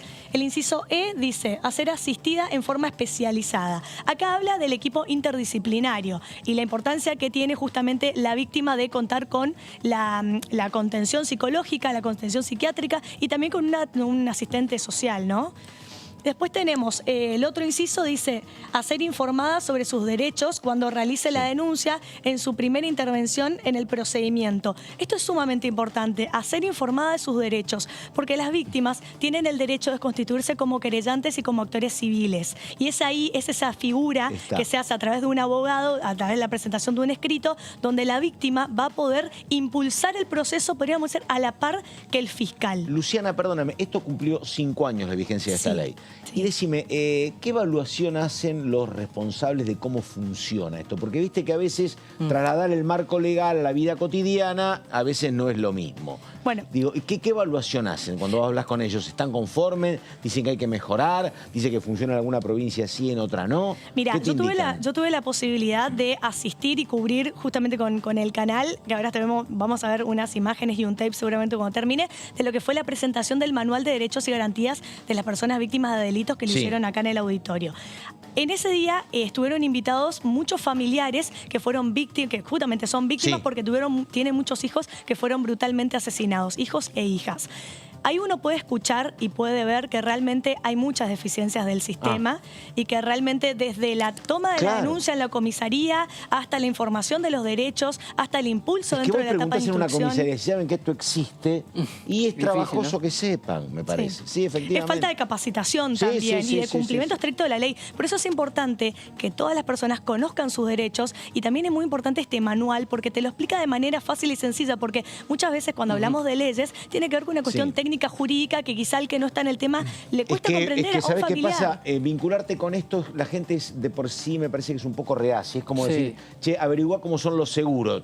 Vos decís, y a mí no me va a tocar ser víctima. Es un poco, ¿sabes? Es como una negación ahí, efectivamente. Estas cosas es como estar al tanto todo el tiempo de las leyes contables. Totalmente. Para el ciudadano de pie. Claro. Uno necesita la asistencia de un profesional en este caso. Claro, exactamente. El que te tiene que brindar este tipo de informaciones cuando uno requiere el trabajo de un profesional. Así es. Y bueno, otro de los incisos dice que la víctima tiene derecho a intervenir como querellante o actor civil en el procedimiento penal conforme a lo establecidos por las garantías constitucionales, el debido proceso y las leyes de procedimiento local. Esto tiene que ver mucho porque, como sabemos, tenemos un código de fondo, ¿no? Código de fondo y código de forma, que son nacionales, pero a la vez las propias provincias establecen sus normas de procedimientos, pero por lo general en el territorio argentino todas habilitan a las mismas personas a intervenir e incluso a constituirse como querellante o como actor civil. Y también una pregunta que surge mucho frecuentemente es la diferencia entre querellante y actor civil. El tema del querellante, así explicarlo como palabras simples, tiene que ver justamente con la persona que fue ofendida por el delito, ya sea la que lo sufrió o algún familiar, de justamente constituirse en esta figura y poder impulsar el proceso a la par que el fiscal. ¿Qué persigue el querellante? Persigue una condena, que tiene que ver con lo de prisión, por eso es para cierto tipo de delitos. En cambio, el actor civil lo que persigue es más una resarcición económica. Se da mucho, por ejemplo, en los casos de calumnias e injurias, que uno no busca que el condenado vaya a prisión, sino que simplemente pague una suma de dinero por el daño ocasionado. Vamos a ver creo que tenemos una placa más, con algunos... Sí, tenemos un derecho más que dice a ser escuchada antes de cada decisión que implique la extinción o suspensión de la acción penal y aquellas que dispongan medidas de coerción o la liberación del imputado durante el proceso, siempre que lo solicite expresamente. Esto es muy importante, que es algo que también se desconoce. Solicitarlo expresamente. ¿Qué quiere decir? Acá ya hablamos de la etapa del proceso penal donde hay una condena y el condenado lo está cumpliendo. Pero puede que haya pasado cierto tiempo y el condenado tenga la posibilidad de elegir, de decidir, por ejemplo, una salida transitoria, una libertad condicional. Es el caso que fue noticia hace muy pocos días de este señor, ya es un señor, al cual hace 20 años le quemaron a toda su familia en Flores. Y bueno, y él pelea para que el responsable, que está detenido y condenado, no tenga salidas transitorias. Claro. Y hace poco logró que efectivamente se evitara eso. Bueno, pero bueno, es una pelea judicial permanente. Exacto, y esa es la importancia de constituirte como querellante, porque en realidad esas cosas las tiene que impulsar el fiscal, pero como esa víctima se constituye como querellante, puede pedir estas medidas dentro del proceso penal. Y también hay una cuestión que hace a este inciso, que muchas veces la persona que comete el delito y la víctima suelen compartir el mismo barrio, el mismo lugar. Entonces de aquí la importancia, porque si esa persona viene a tener salidas transitorias, lo más recurrente es que vuelva a su lugar, donde tiene su casa. Bañato, efectivamente. Sí. Exactamente, entonces por eso es tan importante de que se le informe. Y también la norma, vamos con la última placa, que la norma creó el Centro de Asistencia a las Víctimas de Delitos. El Centro de Asistencia tiene que ver justamente, dados ciertos delitos, el Estado tiene la obligación de brindar hospedaje y también alimentos, depende de las circunstancias, ¿no? Y también establece estas dos figuras, esta ley de víctima. Establece la figura del defensor público de víctimas, que es quien hace la tarea técnico-jurídica de asesorar a la víctima, y también otra de las figuras es la del Observatorio de Víctimas de Delitos, creado con la reglamentación de la ley. El observatorio básicamente lo que hace es llevar el monitoreo de los casos y justamente efectivizar que se cumplan en la práctica.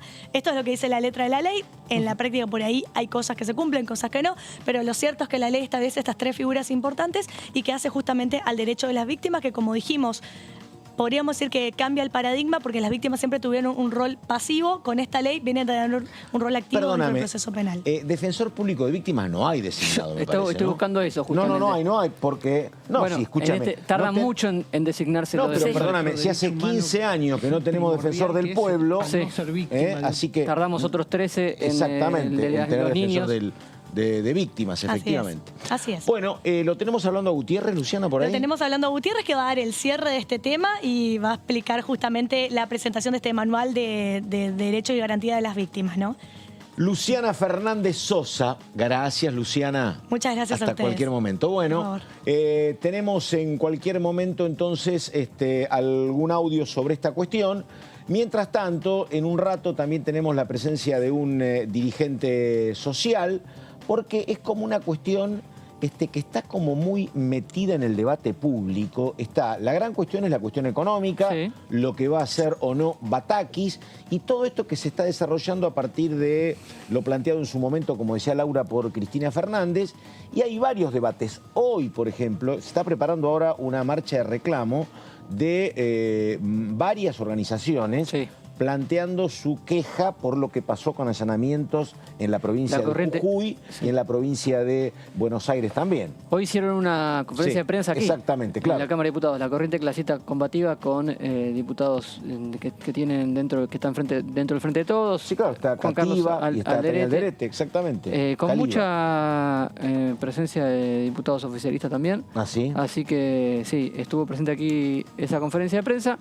Y lo que decías vos, está el centro complicado también, porque va a haber manifestaciones de movimientos sociales. Sí, porque, bueno, a ver, lo que dice... Hoy hablamos con Romina del Pla.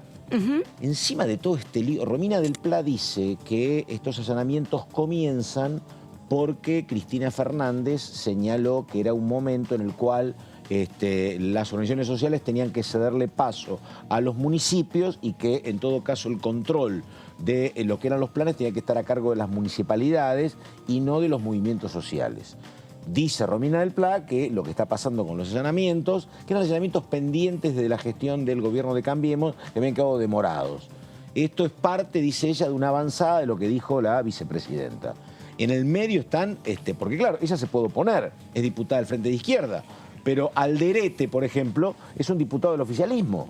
Sí. Por ejemplo, es una cosa muy complicada. Sí, de todos modos, hay sectores del Frente de Todos que no se lo adjudican a los propios miembros del Frente de Todos, sino a la justicia en sí, y denuncian una avanzada de la justicia contra los movimientos sociales, quizás que aprovecharon esa declaración de Cristina Fernández de Kirchner para hacer este movimiento que venía pendiente desde los años del gobierno de Cambiemos. A ver, vamos con el diputado Carvajal, que decía lo siguiente, el hombre del radicalismo de Formosa. A ver, por favor. El Estado tiene que cumplir un rol regulador, así que se escucharon las distintas posturas y hubo coincidencia tanto de las representaciones de las organizaciones patronales, como puede ser la UIA y la CAME, como de los sindicatos en sentido favorable.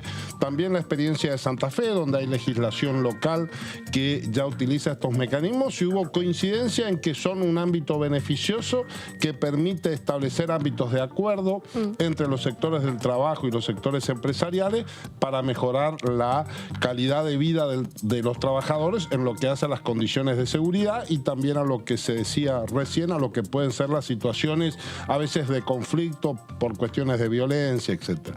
Así que desde este lugar parece un proyecto sumamente interesante.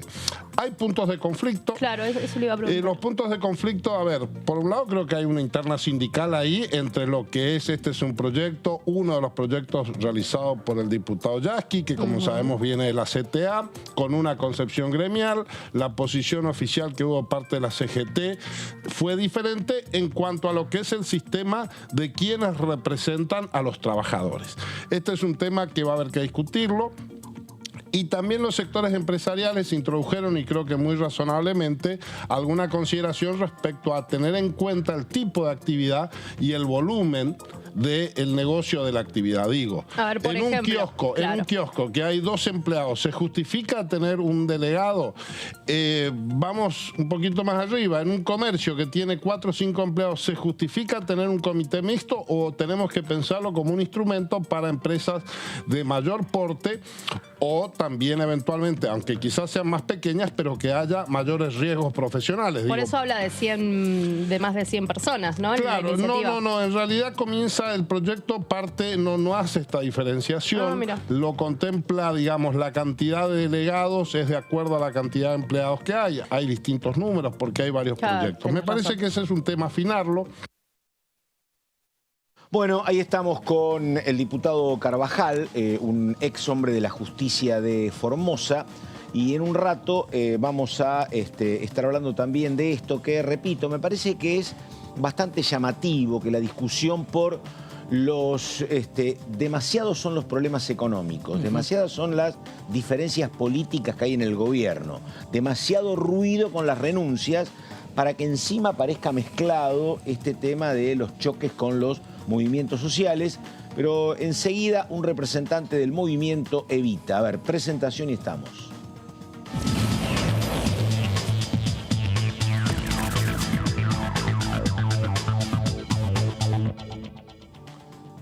Ahí está el diputado Tonioli, hombre de Rosario. Diputado, ¿está en Buenos Aires todavía o está en su ciudad ya? No, estoy en Rosario. Buen día, buenas tardes. Buenas tardes. Bueno, a ver, Tonioli, ¿cómo define esta coyuntura?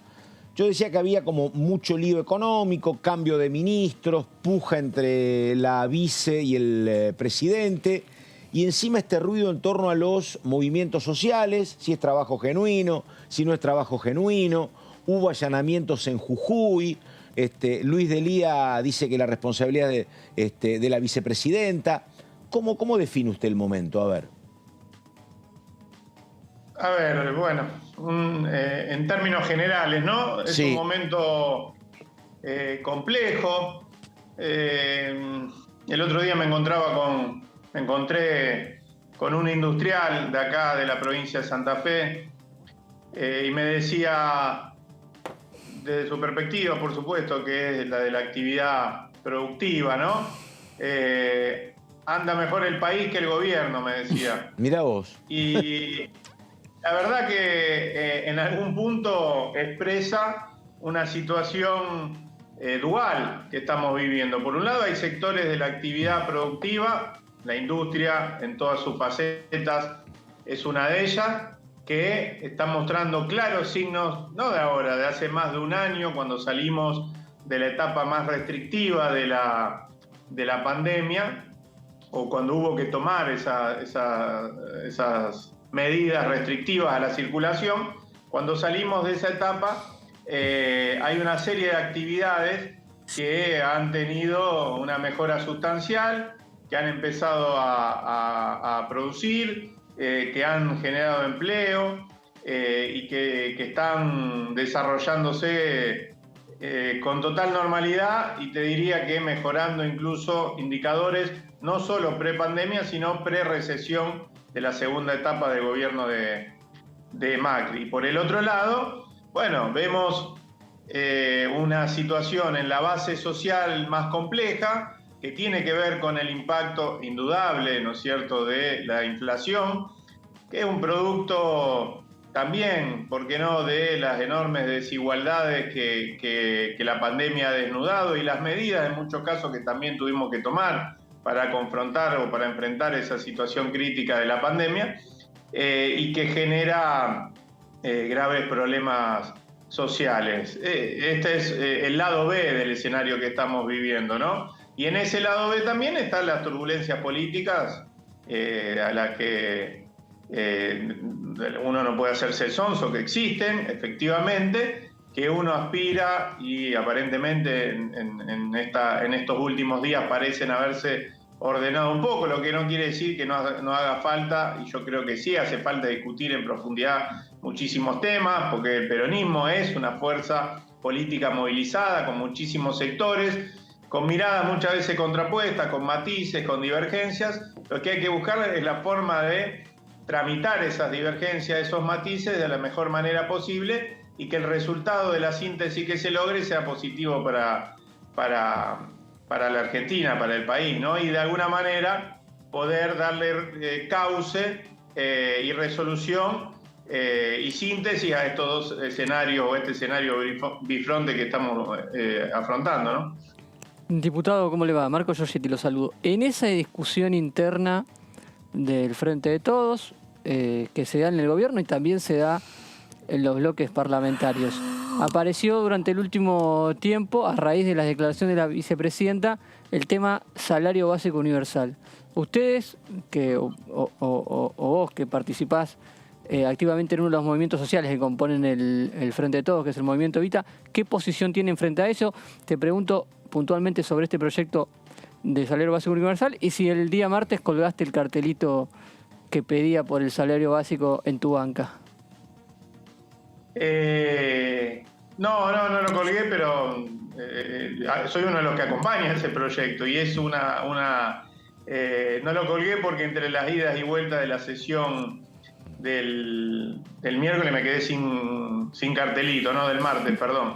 Pero digo, más allá que eso en todo caso es parte de la escenificación de un planteo, de una propuesta, soy uno de los confirmantes, pero además soy parte de un esquema, como bien se dijo acá, de organizaciones sociales con participación en el Frente de Todos, que somos orgullosos integrantes del Frente de Todos, y que el 1 de mayo hizo una gran movilización, convocado por la UTEP, la Unión de Trabajadores de Economía Popular, y ahí planteó una especie de decálogo de iniciativas legislativas donde se encuentra esta, entre muchas otras, que tiene que ver fundamentalmente con buscarle la vuelta a un mundo económico, un mundo productivo, un mundo laboral que existe en la Argentina, que muchas veces es invisibilizado y que incluye, te diría que a casi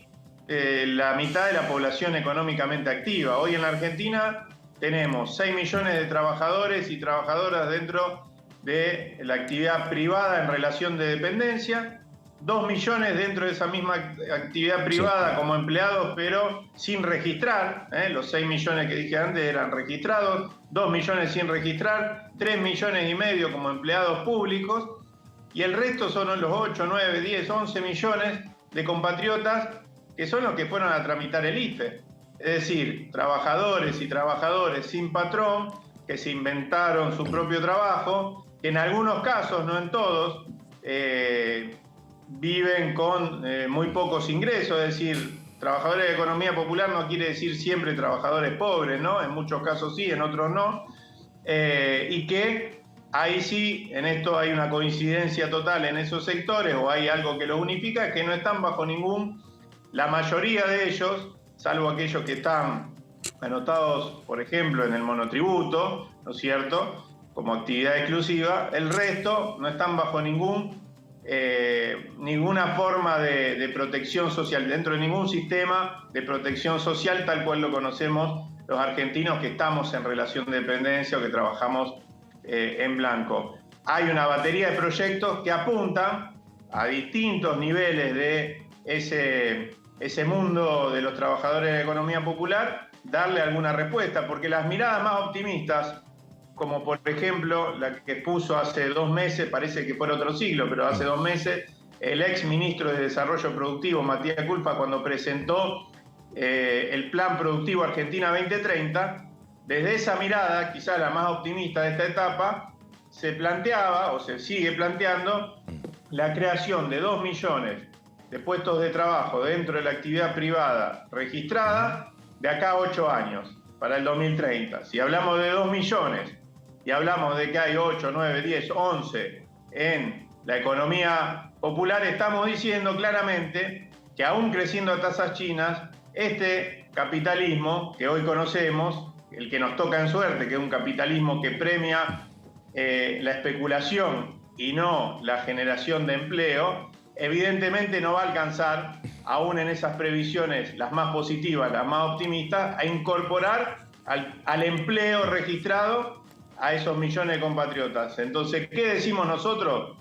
Desde los movimientos populares que pertenecemos o que participamos del Frente de Todos, lo que hay que hacer es dejar de distinguir entre trabajo genuino y trabajo que no lo es y empezar a hablar de trabajo con derechos y trabajo sin derechos, ¿no es cierto? Hay, quizás en la Argentina, falta empleo, eso seguro, no tengo duda. Pero lo que sobra es trabajo porque sobran necesidades básicas insatisfechas. Ahora, diputado... Decimos nosotros que hay que organizar ese trabajo, por ejemplo, entre otras cosas, para resolver esas necesidades básicas insatisfechas. Construir vivienda, sostener las tareas de cuidado, urbanizar, etcétera, ¿no? Ahora, diputado, que este debate no sea dentro del ámbito privado del peronismo, que no lo discutan el presidente, la vice, los movimientos sociales, y que no lleguen a una posición de consenso y que todo se debata y discuta en sesiones públicas casi de terapia, la verdad que a la gente que está del otro lado la confunde y además el mensaje es un mensaje, la verdad que no es tranquilizador para nada, me parece. Igual son, yo diría, 2 cosas distintas, ¿no? Sí. Ustedes me preguntaban por este proyecto. Este proyecto es y el monotributo productivo, que por ejemplo es una iniciativa que presentó el gobierno a fin del año pasado y que uno entiende que hay un acuerdo mayoritario dentro del Frente de Todos y que debería ser una de las próximas iniciativas a avanzar en el Congreso de la Nación, anteceden a estos últimos debates a cielo abierto, como le gusta decir Agustín Rossi, o le escuché decir en unas últimas declaraciones, que no son buenos, sí, yo coincido, no son buenos, no son los que a uno le gustan. Creo que, por eso digo, separo una cosa de la otra. Creo que el debate sobre el trabajo, sobre el futuro del trabajo en la Argentina y en el mundo en realidad, porque este es un debate que excede a la Argentina, sobre qué hacemos con la asistencia social. Nosotros somos de la idea de que se ha llegado a un agotamiento de la inclusión vía consumo y hay que pensar en la integración vía producción y trabajo, y el monotributo productivo, este tipo de iniciativas tienen que ver con eso, con apuntalar ese trabajo existente y socialmente útil. Y otra cosa es, digo, la discusión más de la interna política, que es la que por lo menos a mí menos me interesa y creo que debería ordenarse rápido, ¿no? Estamos. Diputado, más allá del salario básico, ¿qué leyes están reclamando? Porque hablaste de un listado en la última manifestación del 1 de mayo. ¿Qué otras leyes están reclamando de los movimientos sociales? Bueno, yo hice referencia recién al monotributo productivo, que en realidad es el nombre que le damos nosotros, en esta especie de discusión semántica que para mí no es menor.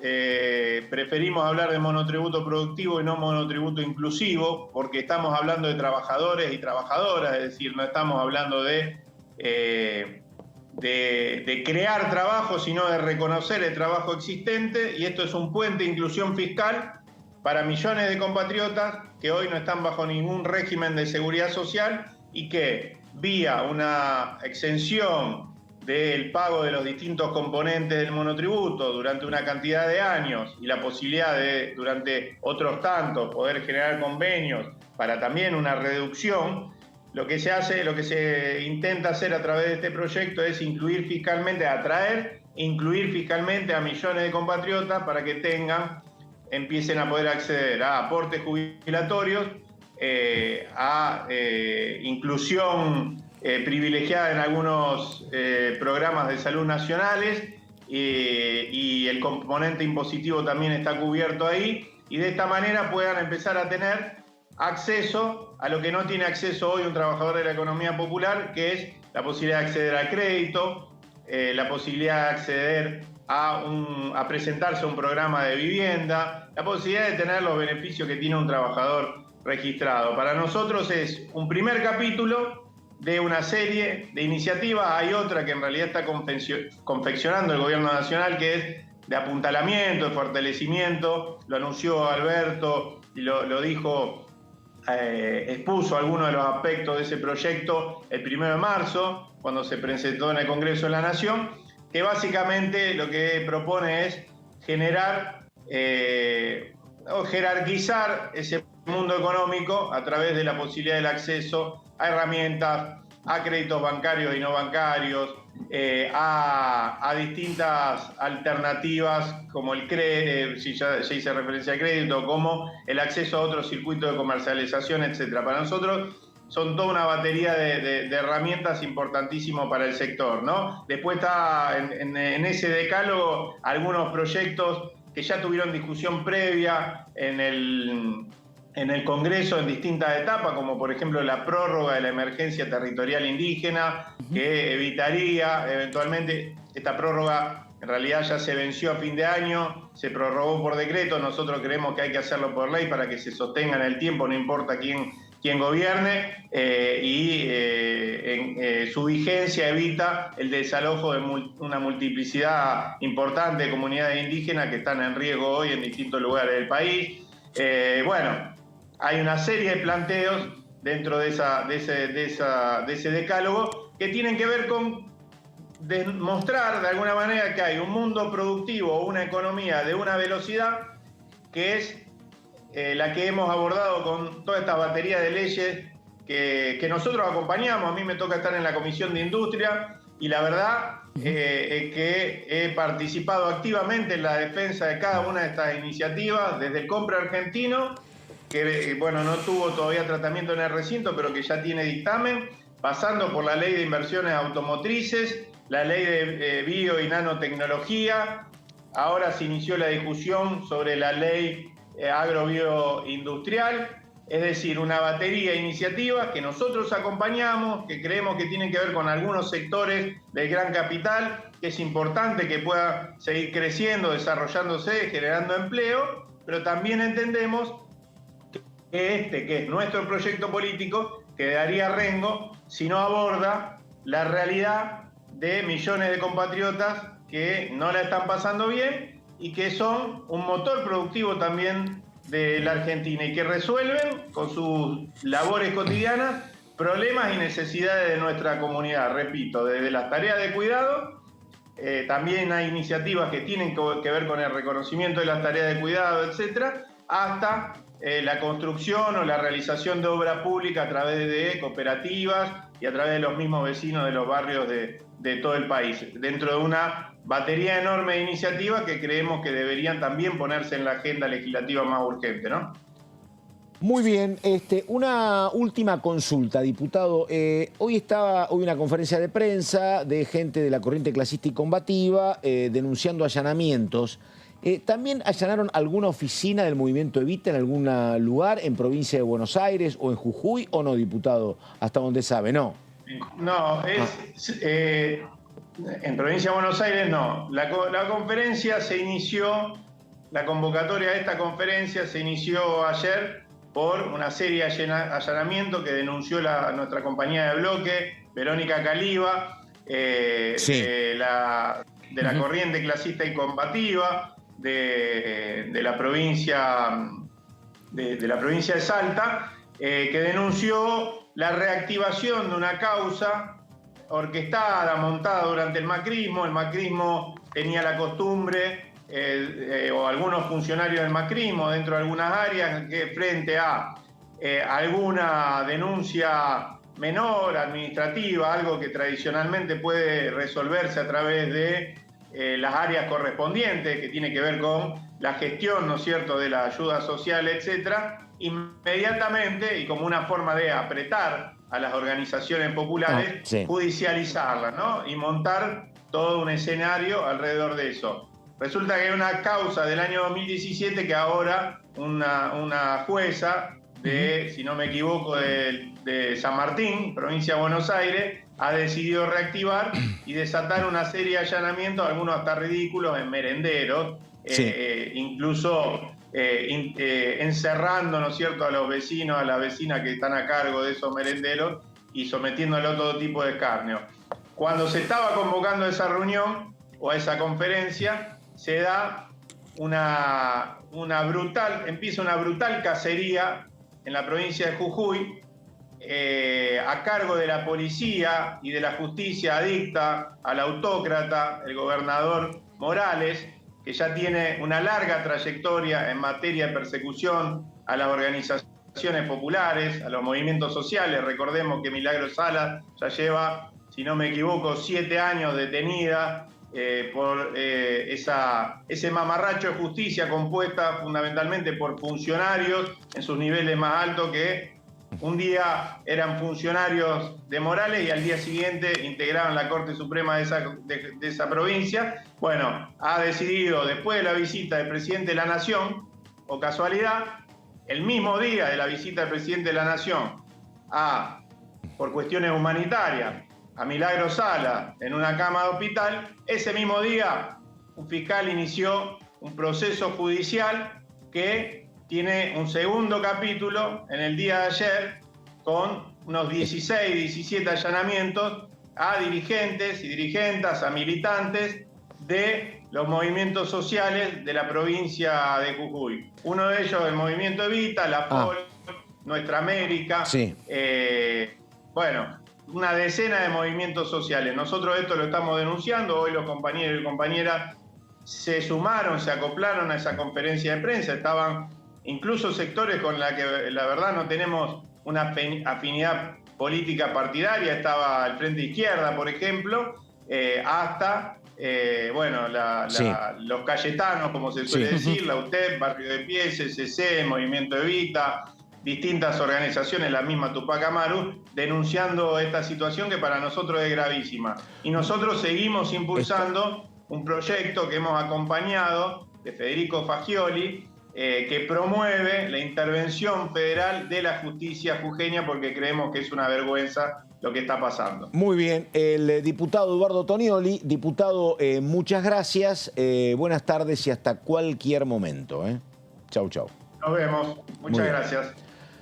Bueno, aquí estamos. Es el turno de Graciela Camaño, hablando del proyecto que ella impulsó a través de legislación general y que generó mucha controversia y mucho rechazo por parte de Juntos por el Cambio, que consideraban que este proyecto debía pasar previamente por la Comisión de Intereses Marítimos y también por la Comisión de Defensa. Graciela Camaño, a ver. Mirá, yo creo que los temas ambientales son temas que tenemos que aprender a tratar, que tenemos que aprender que tenemos un problema muy serio con el ambiente, que este problema serio que tenemos con el ambiente nos va a generar serias dificultades, ya nos está generando, y que las dificultades que generan son de índole económica. Las dificultades que genera las lluvias repentinas y abundantes, o todo el problema que tenemos en materia de falta de riegos y falta de un suelo sano e hidratado, son absolutamente económicas, le pega muchísimo a la producción el cambio climático. Entonces tenemos que aprender todos los dirigentes políticos que tiene que haber un acompañamiento al sector de la producción en materia ambiental. Los empresarios y los sectores de la producción tienen que entender que se tienen que hacer cargo de los problemas ambientales porque es lo que le tocó vivir en este momento. Hubo un momento en el que en el mundo la expansión de la producción hacía que se use de cualquier manera los recursos naturales. Los recursos naturales, una vez que se usan, nunca más quedan igual, con lo cual lo que decimos es, tratemos de hacer sustentable la cosa, tratemos de evaluar los daños, tratemos de ver de qué manera reponemos lo más posible cuando hay algún daño ambiental. Nunca va a volver a ser igual, pero tratemos de reponerlo y tratemos de prevenir. Y de esto se trata cuando vos creás zonas de reserva, ya sea con bosques, con humedales, y en este caso con los océanos, ¿no? Que tienen un alto daño ambiental y que tienen que son una fuente inagotable para resarcir los problemas que tiene el planeta con el cambio climático. En ese contexto es que nosotros pensamos que una vez que la Argentina hizo sus presentaciones ante la CONVEMAR le reconoce a la Argentina la plataforma más allá de la zona económica exclusiva y hasta las 350 millas, ese lugar que nosotros podíamos usar el suelo marino, porque la soberanía que nos da la CONVEMAR es sobre el suelo marino, lo podíamos usar para 3 actividades. Mirá, lo podíamos usar para buscar recursos hidrocarburíferos, buscar minería, porque en la zona también hay algunos estudios que hablan de que es una zona rica en minería, o lo podíamos conservar. Muy bien, faltan apenas 15 minutos para las 18. Estamos con Marco Giorgetti y algo de lo que estaba explicando recién Graciela Camaño, el agujero azul, que es un proyecto, como va a detallar Marco Giorgetti, con características no solo por el proyecto, sino porque tuvo dictamen de legislación general. Esto pasa poco y el rechazo de la oposición fue de procedimientos. Sí, entre no otras discutimos cosas. el proyecto, discutimos que no pasó por las comisiones de intereses marítimos y de defensa. Pero bueno, cuenta entre otras todo. cosas, eso fue lo que dijo la oposición. Vamos a repasar más que el proyecto que hemos hablado, vamos a decir algunas cositas, pero de lo que pasó en la comisión, porque este proyecto fue el martes al recinto y ya tuvo su sanción de la Cámara de Diputados. Aprobó y envió al Senado el proyecto de ley por el cual propone la creación del área marina protegida Agujero Azul, en la zona donde yacen los restos del submarino Ara San Juan. Tema cuestionado también. 127 votos positivos, 2 en contra y 1 abstención. 130 diputados presentes en ese momento, de los 129 mínimos que se necesitan. Es decir, atado con alambre el quórum. Con lo justo. Claro, porque se habían retirado. Con amplio, exactamente. Dieron los discursos de parte los diputados de la oposición y se levantaron al momento de la votación. Con lo justo el quórum, pero con una mayoría considerable. Sí. Apoyo del Frente de Todos, del Interbloque Federal, del Interbloque Provincias Unidas y de la izquierda. Sí. Hoy, perdóname Marco, hoy a los dos les digo, pero Laurita, hoy la verdad si uno mira la historia, ¿viste que el bloque esquiaretista siempre vota ganador? Sí. Siempre vota... Bilardista. Eso es totalmente, desde boleta única, siempre vota ganador. Y bueno, porque es el que, en definitiva... El que define. El que define, ¿no? El Interbloque Federal. Y otra cosa que, viste, para tener una idea de lo que es el tema de agujero azul, hoy me explicaban que el área del agujero azul son 126.000 kilómetros cuadrados. Y yo para ubicarme me fijé cuál es la superficie de Cava, donde vivimos nosotros 3. Bueno, un poco más lejos vive Marco. 200 kilómetros cuadrados. ¡Apa! Wow. ¿Viste? Bien, qué buen dato, ¿Viste? Pato. 126.000 el agujero azul de Graciela Camaño. No es un agujerito. Y acá 200 kilómetros. ¿Viste? Ella se fue entusiasmando y ya conoce todo agujero azul a partir de estos datos. Creo que querés pararte conmigo y hacemos... No, tenés muchos datos, tenés muchos datos fui aprendiendo. del proyecto en sí. Dale. Decíamos todos los que aportaron voto positivo, 2 en contra, 1 abstención, pero no solamente estos bloques del Frente de Todos y los bloques provinciales, sino también una parte de Juntos por el Cambio. Pero dio los votos positivos y por ende sostuvo el quórum. Ah, claro. Porque estamos hablando de 130 diputados. Si estos diputados Juntos por el Cambio no estaban sentados en sus bancas para dar su voto positivo, no es que no solo no se aprobaba, sino que se caía la votación. ¿O diputadas? El bloque Encuentro Federal de Margarita Stolbizer y Emilio Monzó fueron los que aportaron la siguiente placa, aportaron los votos que se necesitaban en este caso para que continuara la sesión. Si no están las placas, lo digo yo. Ahí está, y directamente seguimos. El tema ahí está. Juntos por el Cambio expresó en su mayoría su rechazo y se levantaron a la hora de votación, como decíamos, y se quedó Encuentro Federal, el monzoísmo, votando a favor y validando el quórum para la votación. Mariana Zubik fue muy dura contra el proyecto y contra el tratamiento. Un discurso de 15 minutos como miembro informante de la oposición por el dictamen de rechazo, muy duro de Mariana Zubik. Calificó lo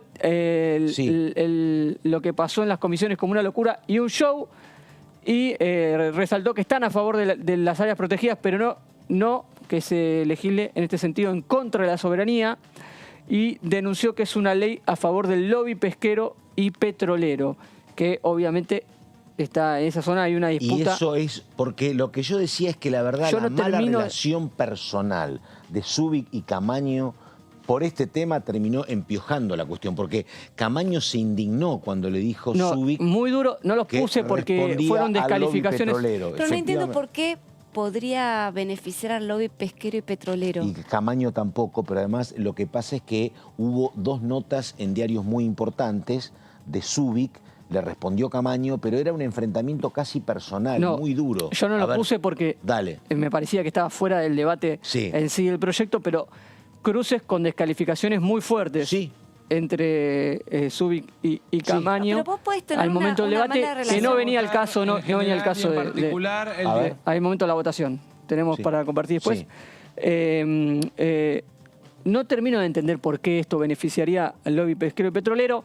Dio sus argumentos y también una cuestión de soberanía con lo que tiene que ver con las Malvinas, que están incluidas dentro de... Que también le enojó mucho a Camaño eso, porque lo que dijo Zubik es que este proyecto podría complicar las relaciones o el trámite de la actual negociación argentina por Malvinas. Exactamente. Seguimos, estaba como muy incómoda Camaño. Seguimos y vamos a tener lo que pasó en términos de la discusión del reglamento o cómo se dio tratamiento en las comisiones, que también llegó al recinto y a los diputados de Juntos por el Cambio que lo llevaron, que hicieron sus manifestaciones sobre el tema. En la siguiente placa, Juan Manuel López, de la Coalición Cívica, pidió la vuelta a comisión del proyecto. De hecho, hizo una moción para que se votara la vuelta a comisión del proyecto. La moción fue rechazada por 125 votos a favor de que no se vuelva a comisión y 90 para que vuelva a comisión. Silvia Los Penato del PRO, además de esta moción y esta votación, pidió una cuestión de privilegios contra la presidencia por no cumplir el reglamento. Lo que objetan es que el proyecto no haya pasado por la Comisión de Intereses Marítimos y Fluviales, que es la que había negado dictamen en otra ocasión y que la preside Mariana Zubik. Exactamente. Ellos le decían, mirá, porque la verdad que había buena relación de Camaño con Los Penato, por ejemplo. Le decían, no es nada con vos, Graciela, pero no podemos convalidar un proyecto que pasó por legislación general y no por intereses marítimos. Efectivamente. Vamos con la siguiente placa. Y ya con esto finalizamos un poquito de lo que tiene que ver. El área marina protegida Agujero Azul sería la primera área marina creada en la plataforma continental Argentina, más allá de las 200 millas marinas exclusivas de Argentina. Esto es, estamos avanzando sobre aguas internacionales con esto. ¿Por qué se puede dar esto? Porque en 2016 la Comisión de Límites de la ONU le dio el aval a Argentina para que pudiera establecer este avance tras más de 7 años de gestiones diplomáticas. Esto es, no la superficie del agua, porque eso sí es aguas internacionales, sino lo que está abajo. Exactamente. O sea, que eso es argentino. Eso pasa a ser argentino. Y entonces está bueno el proyecto. Por supuesto, claro. Por supuesto, es más es que nadie soberanía. Entendía. Exactamente, claro. Pero entonces, claro, no se entiende la posición de Zubik. Y te digo una cosa, era la posición de Zubik que hasta te digo una cosa, respetaban la posición de Zubik por una cuestión de procedimientos, el resto, no tanto porque estuvieran de común acuerdo con la idea de ellas. Y lo último, esto permite al país explotar y explorar el lecho subsuelo marino de esa porción del mar, pero no las columnas de agua, lo que decíamos, no lo que está sobre la superficie. El área abarca una zona de actividad pesquera y con presunción de ilegalidad. En 2020 hay que recordar que el Congreso aprobó una ley para aumentar las penas. El debate queda en la capacidad del Estado Nacional de controlar esa área, que se suma a la gran porción de mar que tiene Argentina y que se conoce tiene alguna deficiencia para controlar lo que es la pesca ilegal. Exacto. Bueno, muy bien. Muchos datos de Marco Giorgetti. Hemos estado aprendiendo entonces de qué se trata esta idea del agujero azul, votado también el martes y que ahora pasa al Senado.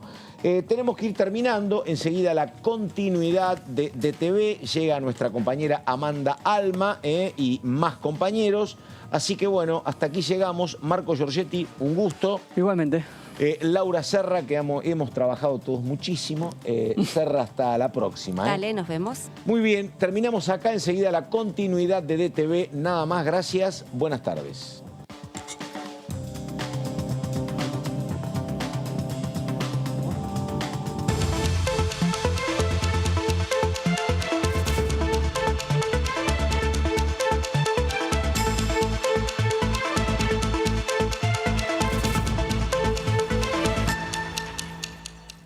Profe, ¿qué hago ahora?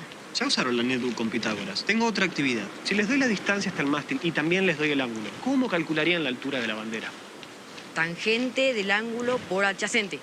Muy bien. Ah, y profe, ¿Pitágoras tenía netbook? No creo.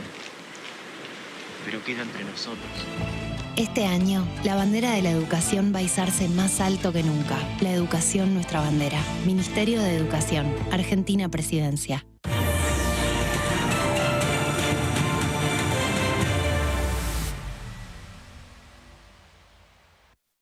¿Qué diferencia hay entre la Cámara de Diputados y la Cámara de Senadores?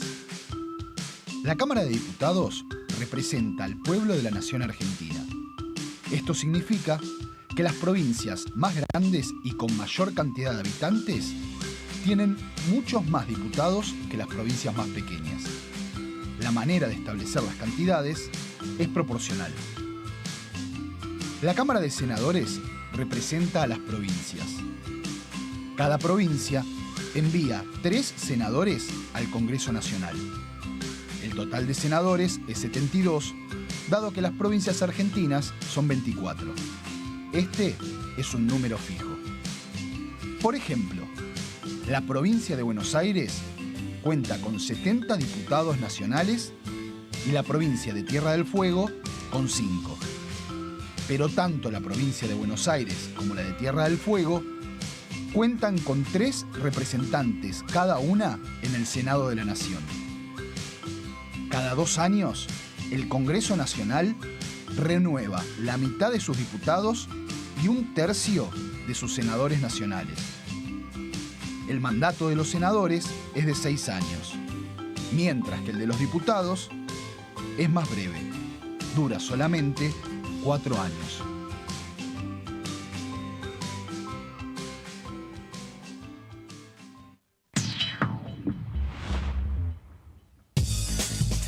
Lo que piensan las diputadas. Lo que piensan los diputados. Lo que pasa en el Congreso. ¿Lo que querés saber de nuestro Parlamento? Te lo contamos nosotros. Porque somos tu voz en el Congreso. DTV, el periodismo en el Congreso.